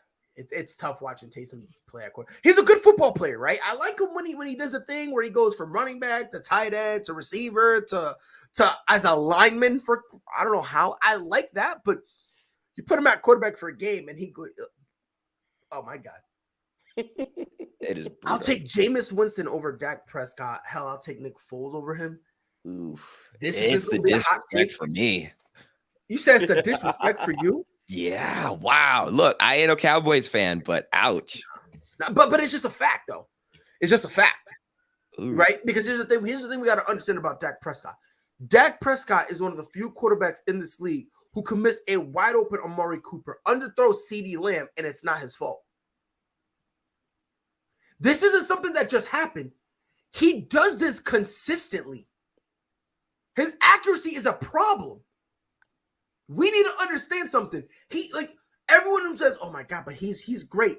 Nah, dog. Throwing the screen don't necessarily mean you're great, home fry. Relax. You know what I mean, bro? He's hitting Dalton Schultz with a cute little 2-yard hook, and he's hitting him, and they're like, "Oh my God, Dak Prescott, he's a laser." All of a sudden, you have him go throw over 10 yards. The dude just starts shiver me timbers. Do I have to, coach? Let's be fair here. Let me ask you a question. If you can really throw the ball, why would do a halfback draw? Do with that information as you will. No timeout. 14 seconds left. We run the clock out. That was stupid coaching at its finest. You know what it really was though? You want to know what it really was though? It was also stupid on Dak Prescott. Well, true. I'm not absorbing him. And the reason I'm saying that is because if you really want to run, why up the middle? If you really want to do a run play, let's be fair. If you really want to do, mind you, they just did 4 or 5 plays just doing out routes, and they were getting massive chunks of yardage. But no, that's too logical. It would be. I'm so glad that they did lose that way, though. That just says the Cowboys. The fact that they just lost in that manner. Yeah, and then Dak Prescott has the Cowboy way. Bro, and I say this all the time. Look, bro, the Dallas Cowboys, obviously, they're going to shoot themselves in the foot. And if you don't believe me, they're top 2 in flags getting thrown on them, and then top 2 in penalty yardage. You're telling me a guy who shows up late, who takes longer lunches, who consistently takes more breaks than he's supposed to, a guy who leaves early, a guy who shows no consistency at all of a sudden when it's time for his quarterly review, boss, I'm here early. I will do extra work on top of the work I do. Boss, do you need me to run a Dunkin' Donuts for you? You expect that? Come on. Stop playing, bro. Come on. Stop playing. It's a joke franchise, joke fans. You guys got what y'all deserve. And again, I'm not a hater, but goddamn, when Dallas fans suffer. Golly. You could just tell us how you really feel. That'd be great. We know how proud. I mean, I would, but I'm not allowed to. But I mean this with all due disrespect. Fuck the Dallas Cowboys. I mean that with all due disrespect, of course. This is gonna be a long off season. It is. It is. And no, it's not. No, it's not. Because they don't go quiet until the preseason. The play was so stupid that we have circled back to talking about this team again. And it's funny, as it was happening, I was like, wouldn't that be funny if they ran out of wouldn't that whoa. Oh no, are you game just ended. Oh, we ran out of time. But again, I was on the ground crying like this happened. But again, Dallas versus the Packers, and it's a championship game. Book it. Yeah, bro. Only book that should be involved is the book being thrown at you, bro, because you should serve life for some stupid take like that. You need to be serving life, homie. What do we think about tonight? Well, Robert, we was gonna get there. Cardinals are traveling to LA. I'm gonna tell you this, Rob. This is a game I've had to think long and hard about. I already made my prediction, but I'm gonna be honest with you. I've changed it like 15 times. Swear to God. I'm a tennis ball right now, dog. Right? Just back and forth. And I'm dizzy. I threw up before the show because I've been going back. It's starting to physically affect me, bro. I threw up, but I'm going to be consistent. I'm going to rock with the pick I had. Cardinals by 3. Oh, okay. Whoa. You believe in Kyler Murray, huh? I do. Okay. But I understand D-Hop is out. Let's not get that twisted. He still got AJ Green. He still got Zach AJ Ertz. Green. You still got Zach Ertz. You still got Christian Kirk. Mm-hmm. Even though they're both questionable, Chase Edmonds and James Conner are expected to play. Okay, so you got your two-headed running game back. So you still got that. I don't know, man. It's actually a really tough one for me. It was almost like a coin flip. I'm going the opposite way, though. I'm going with the Rams. I feel like they have a lot more to lose, and just seeing the prospect of possibly playing a home game for the Super Bowl, I feel like they're just all in. All the chips are in the middle, and they know what they're playing for. I think Cardinals kind of have a little bit of pass, like you said, with D-Hop, J.J. Watt may not be 100, blah, blah, blah. So I think the Rams are kind of back against the wall. Like, if you don't win this, you right there with the Cowboys. Long offseason. Yeah. Pride, can you do me a favor? Are you the one controlling the camera? Yes, sir. Oh, you want to camera on me? Yeah. Oh, yes, sir. I have chosen the Los Angeles Rams to win this game. Explain why. And this message is to the Los Angeles Rams. You better come out and play with some pride. You better come out and play with some heart because you went all in. You gave up all your draft picks to get a Matthew Stafford who's only won 3 playoff games in his long career. I'm talking about a guy who had Megatron, and he still was not able to win. Then you have this big defensive game in which you have Aaron Donald's probably one of the best defensive players to ever play the game. You have a Leonard Floyd. You bring in the Von Miller. You still have Jalen Ramsey. You went all in. Not to mention you go grab Odell Beckham Jr. after Robert Woods gets his injury. You have Cooper Kupp, who turned out to be the best receiver in football this season. If you lose this game, I am done with you, and you should be done with yourselves. Thank you, Brian. Wow. Encore. That was beautiful. Wow. They went all in. But no pressure, though. No pressure. No pressure. I can't stand either one of y'all. I cannot stand either one of y'all, bro. I hate y'all with a passion.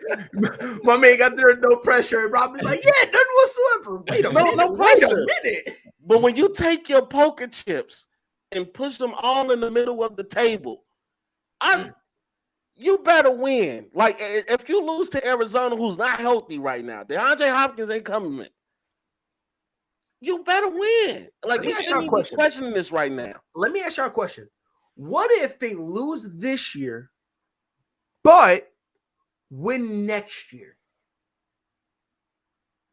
Does that kind of minimize it a little bit, or is that still not enough because you should have won it this year? Winning cures all, right? So if they win, great. But their odds drop every single year because they are an older team. And teams get older. Better and better. They're an older team. But that's what me personally, I always believe if you have an important new piece, you statistically speaking, the second year is better. Because you're there, you're not having a better feel for it. You're building chemistry.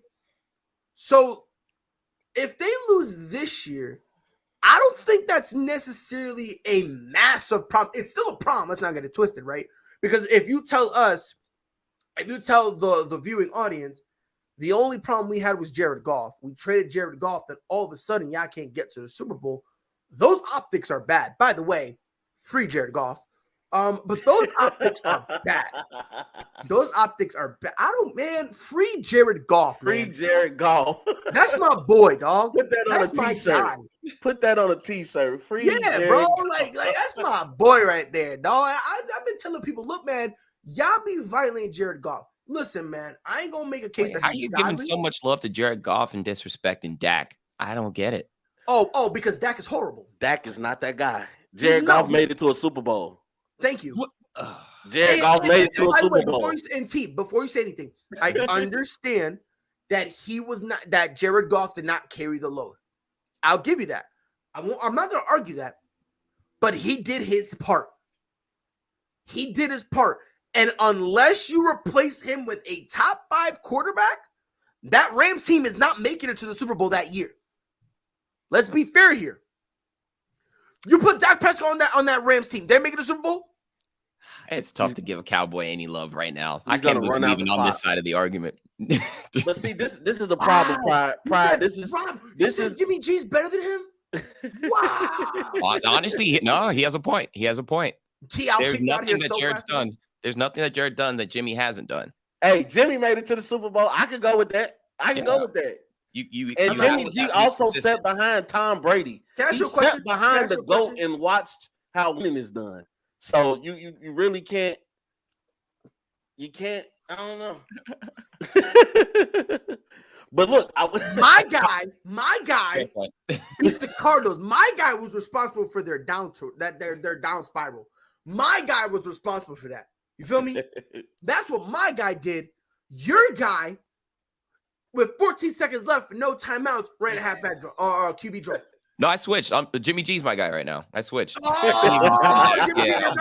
It felt so weird defending a Cowboy. I'm like, what am I doing right now? I'm with you.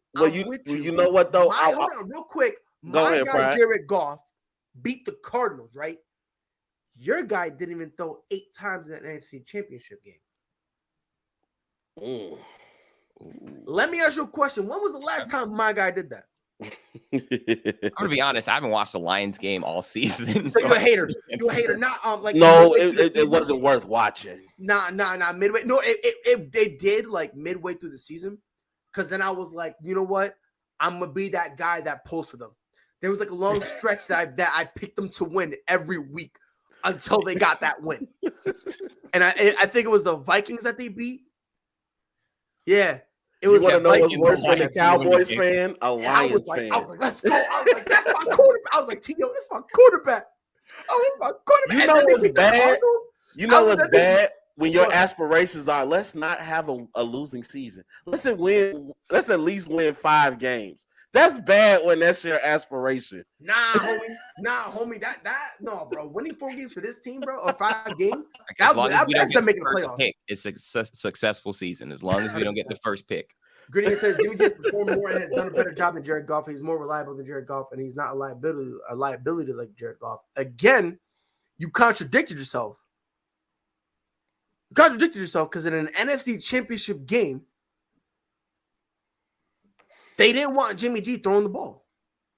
You say he's more reliable, but if Jimmy G doesn't throw, who was it? Was it Emmanuel Sanders he overthrew? Horribly? The one in the Super Bowl that if he actually placed a better ball, a ball that any legitimate quarterback in the league could have made, if he does that, scores Super Bowl, and he gets a touchdown, they win the Super Bowl? No. My guy could have hit that. My guy could have done that. My guy could have hit that. My guy could have hit that. That throw easy. Easy peasy, beautiful cover girl. But I will say this, though, about the Rams versus Cardinals. If the Rams don't win this year, do you really trust that defense? Because they've been on a downward trend. That's my concern, to be honest. So now we're we're talking about waiting another season, and that's another season unless you bring in some different animals. Yep. Which you probably can't because contracts are tied up. Well, here's the thing. They're probably gonna have to let go of. You're gonna have to give up Von Miller. You're gonna have to give up probably Ramsey. You're gonna have to. Oh, by the way, Frankie. Nope, I'm still a Pats fan because he says you betrayed us. I'm a Pats fan. I made a bet with Yuki that if the Bills won, I would have to have this up. So I'm only doing this to pay for the bet that I had lost. I'm a man of my word, a man of integrity. So I had to put it up. I'm still a Patriots fan. Michael McCorkle Jones, and Rob, that is his real name. That's his government name. McCorkle Jones. And what has Jimmy G done so far? Oh, y'all not gonna let this go. I'm just saying. Like, let's be fair here. Let's not pretend like Jared Goff is horrible. Well, look at this. Speaking of quarterbacks, what do you feel about this Russell Wilson situation? Well, now Russell Wilson is saying he's willing to explore. He's actually saying it. He's finally admitted it now. Remember, he danced around that last. Well, I'm here for the Seattle. That's my team. No, he's come out and say, "Hey, If you're looking, if you're interested, I might let you take me out on a date. Think about it now. Remember last year, we gotta be fair. Last year, let's be fair. He dropped a list of teams he would want to go to. I know, because our team was on that list. Yeah, he was thinking about the Bears. Chicago. Oh, I was excited. It was Chicago. It was Dallas. Was it the Raiders? Raiders. And there was one more team I'm missing. There was one more team. There was one more. And Jared is horrible. He's a liability, and we literally won with Jimmy G yesterday. You beat the Cowboys, but that's neither here No, nor it's there. fine. It's fine. All I'm saying, if you're willing to say Jimmy G is a good quarterback, and you can't say that about Jared Goff, your bias is showing. Because Rob, am I bugging? They're the same guy. They are. They're the same guy. They're the same guy. So it's like if you can say that about Jimmy G, but you're saying that Jared Goff is horrible, I don't know, man. All I'm saying is they're the same dude. But when it comes to Russ, let me ask you a question, Rob. Do you think there's any legitimate chance Russ gives Seattle an opportunity to try to buy him dinner and wine and dine and try to give him some love? Like, do you think like he'll give him that opportunity? Because look, man, I don't think he will. Because let's be fair here.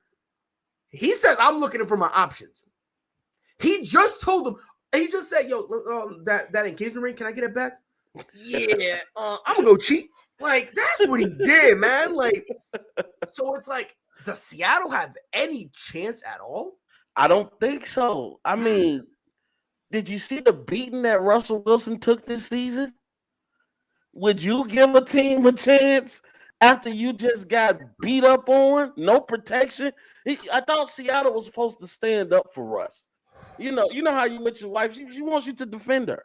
She wants you to stand up for her. They did not stand up for Russell Wilson. He took an absolute beating this season. Not to mention, the receiving core was inconsistent. Defense nowhere near the same. No. Seattle right now is in rebuild mode. And if I'm Russell Wilson, I do not want to be a part of that rebuilding process. How much longer does he have in the NFL? I want to be playing for a championship organization, or at least an organization that's competing for titles. Get me some help. I cannot be playing with these kids, and these kids don't know what's going on. If I'm Russell Wilson, I am out of Seattle. I am gone. And trust me, the market value for Russell Wilson will be very high. Dare I say, even it's gonna be high. It's some teams that could use a Russell Wilson. Trust me. Look at the Carolinas of the world. Look at the New Orleans Saints of the world. Can you picture Russell Wilson going to New Orleans and how much better New Orleans becomes? But again, but here's the thing. So right now, next year, right? Yeah. So next year is the last year of his contract. Yeah. And he's getting paid $27 million. So that's going to be the Cowboys were your last team that he was interested in last year. No, we said Cowboys. It was the Cowboys, yeah, we got Cowboys, Raiders, Bears, Saints, and Raiders. So he was Saints. interested That's in New the team Orleans. I was missing. It was the Saints. He was interested. So now I'm saying, think about it. Nah, but he can't go to the Saints though, because they're in salary cap hell. They are. Yeah, it's bad. It's bad. They won't be able to afford it. Bro, the only way they'll be able to afford Russ is if Seattle buys him out when he goes on a veteran minimum. And even then it'll be rough. Yeah. So it's like, and he's 33 years old, man. Age is a factor. He's not staying in Seattle. We can agree on that. No, I think he ends up dipping from Seattle. But that's kind of I think it all comes down to and Yuki said it too. The Giants, we're gonna have to take them off the board because they're kind of in cap hell. And if we're gonna be honest, I was saying this about the New York Giants. That head coaching job, it's not hard. Like everyone says it's like a horrible job. If you think that, you just don't know football. It's not hard. It's just you got to go in there, and you need to trade Saquon. Yeah, Kenny Golladay out of there. Like you basically got to get rid of a lot of guys because you're rebuilding. Yeah, you're rebuilding. Keep Daniel Jones for the last year of his contract, right? Just lose. Try to get the number 1 pick, get a top 5 pick, and go from there. Yeah. But they've been avoiding a rebuild for a while, so it's like... And I don't know why, because the Giants, they should have been rebuilding after Eli left. I mean, then they went and got Kenny Golladay. Like, look, in the beginning of this year, I thought the Giants would be way better. I did. I'll be honest. I thought the only problem that they really had was, is this dude, Daniel Jones, is he our guy? Yeah. That really was the only question.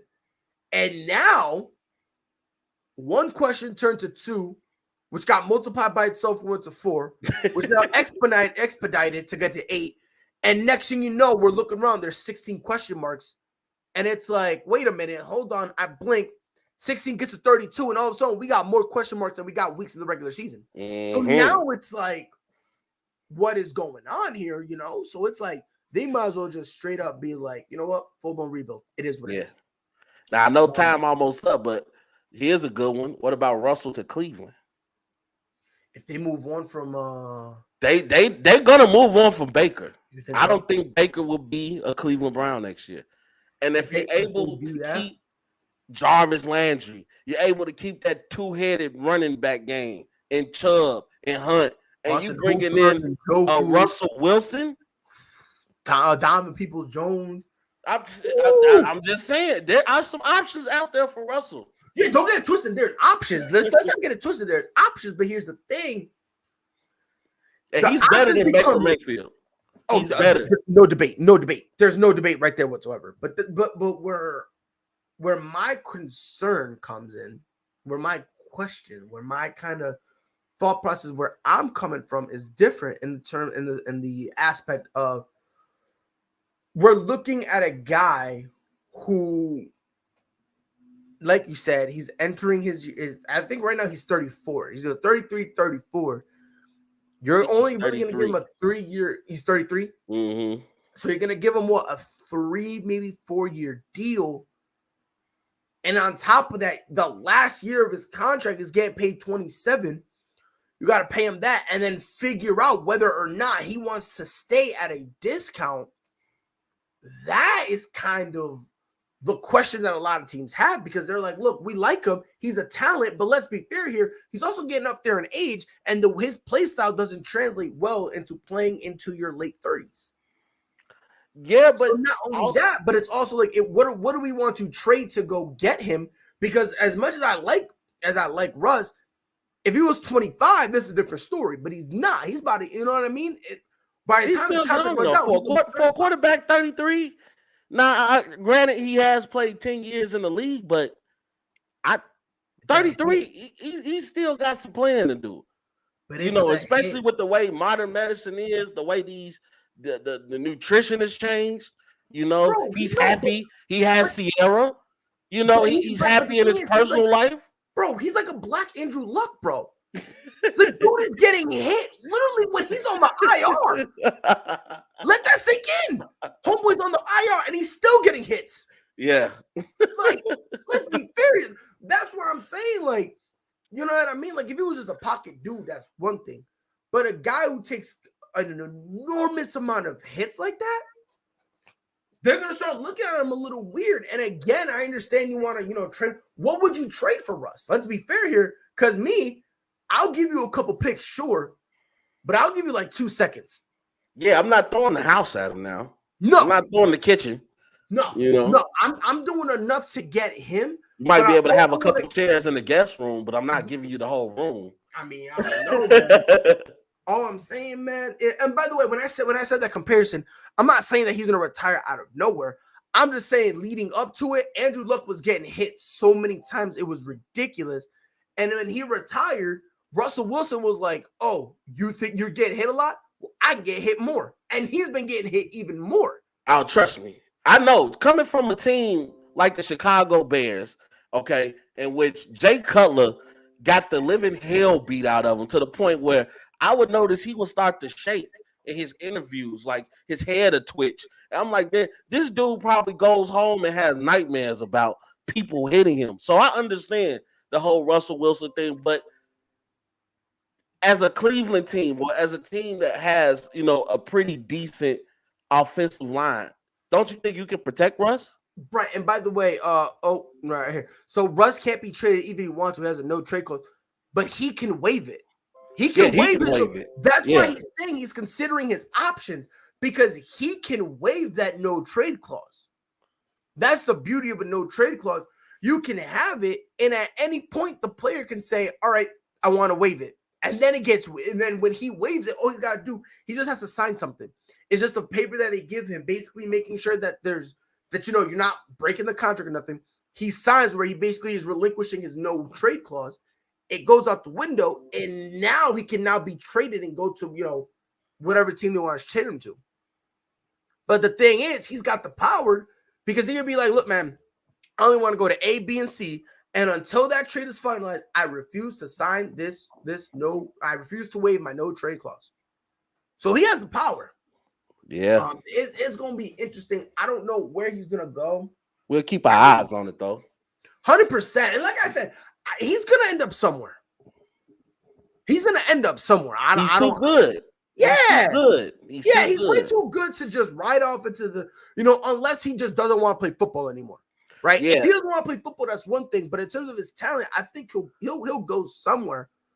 I think he's gonna want to stay West Coast, but just due to the fact of Sierra. You have a superstar wife who she doesn't want to move to Cleveland. You know what I'm saying? Yeah, but now the only West Coast team that'll take him is the 49ers. That really would be the only West Coast team that would take Russ. That's true. You know what I mean? Like, that's really kind of so if Russ does leave, what happens to Pete? I've said this before, they leave at the same time. Yeah. You know what I mean? Because again, Pete Carroll, I did not know he's older than Bill Belichick, but he's the oldest head coach in the league. Yeah, it's time for Pete to sit down. Yeah, now if either sit down or go to a win now team. Or he might go back to college. Maybe, but he's not there. He trying to do no full blown rebuild on the NFL level. No. He doesn't deserve it. Pete Carroll's not a bad coach. No. He's not a bad coach. He just, like I said, if they're rebuilding, you don't need Pete Carroll. Yeah. Because Pete Carroll, he wants to win. He wants to win now. Yeah. You know what I mean? So, gonna be interesting. Definitely gonna watch the game tonight. That's gonna be a great game. I think everybody's been waiting on this game. I think this is probably gonna be the best game that we had so far in the playoffs. 100%. As I said, the Rams, I think they have to win. They have to win. It's not that I'm choosing them because I like the Rams. You have to win. I will say this: I give them this year and next year. I don't like the defense getting older another year. We'll see what happens. It's gonna be very interesting. They're gonna have to make some offseason moves. They're gonna have to, no matter what. Like, I think the only way they'll stay pat is if they win the Super Bowl. But even then, I expect them to change. I expect them to make some moves defensively, because defensively they've been horrible. Yeah, they've been horrible, and it's been a complete shame. And for Tom Brady, I hope he continues to win. I don't know if my people can see. I wore a GOAT to talk about the GOAT. You know, that's not LeBron. No, that's Mike. The GOAT of first round exits. My bad. Got it. Oh no, we're talking about the GOAT of being undefeated in the finals, but that's neither here nor there. Okay, got you. You mean the GOAT of needing Scottie Pippen to handle all the load, so that way he can just be worried about being a scorer. Got it. You talking about the GOAT of having that same person that needed Dwayne Wade, Chris Bosh, Ray Allen, the '92 Dream Team, and still lost to Dallas. He still lost to Dallas in 2000. You're right. And it's kind of funny. I'll never forgive LeBron for that. And that's fine. Of course. But it's kind of funny you mentioned that, because Michael Jordan is the same dude who met an older Magic Johnson put a triple-double on his head. And he was on the bench crying, and Phil told him to shut up, stop being a crybaby. Yo, Scotty, go do what he can. And he had to go handle his business. He had to save his career. So, but again, 6-0. You said what? 6-0. How many times have we been successful without Scotty? Doesn't matter. Thank you for coming to my TED Talk. Rob, I appreciate you being here, bro. I was with you until you said that. Pride. About Mike. Hey, Pride, man. You know, we bring that energy, man. We bring of the energy. course. Yes, Of Lord. course, yo. We have to. Rob, appreciate you being here. Greg, Dustin, Freddie, T, all you guys, appreciate y'all being here. It was fun. This has been ASAP in the morning. Thank you for joining us. We'll be back here tomorrow. 10 a.m. Eastern, 9 Central. Until then, y'all know what to do. Be safe. Salud. Whole sports all plays. Yeah. Whole sports all plays. Whole sports all plays. 365, we making up plays. We talking the game, get you through the days. We're high in the court, the dime in the lane. Variety topics living the same. All presentation, sports information. In the airways, taking the nation. Sport all plays, like working your faces. Grace at the field, so tie the laces. All sports all plays.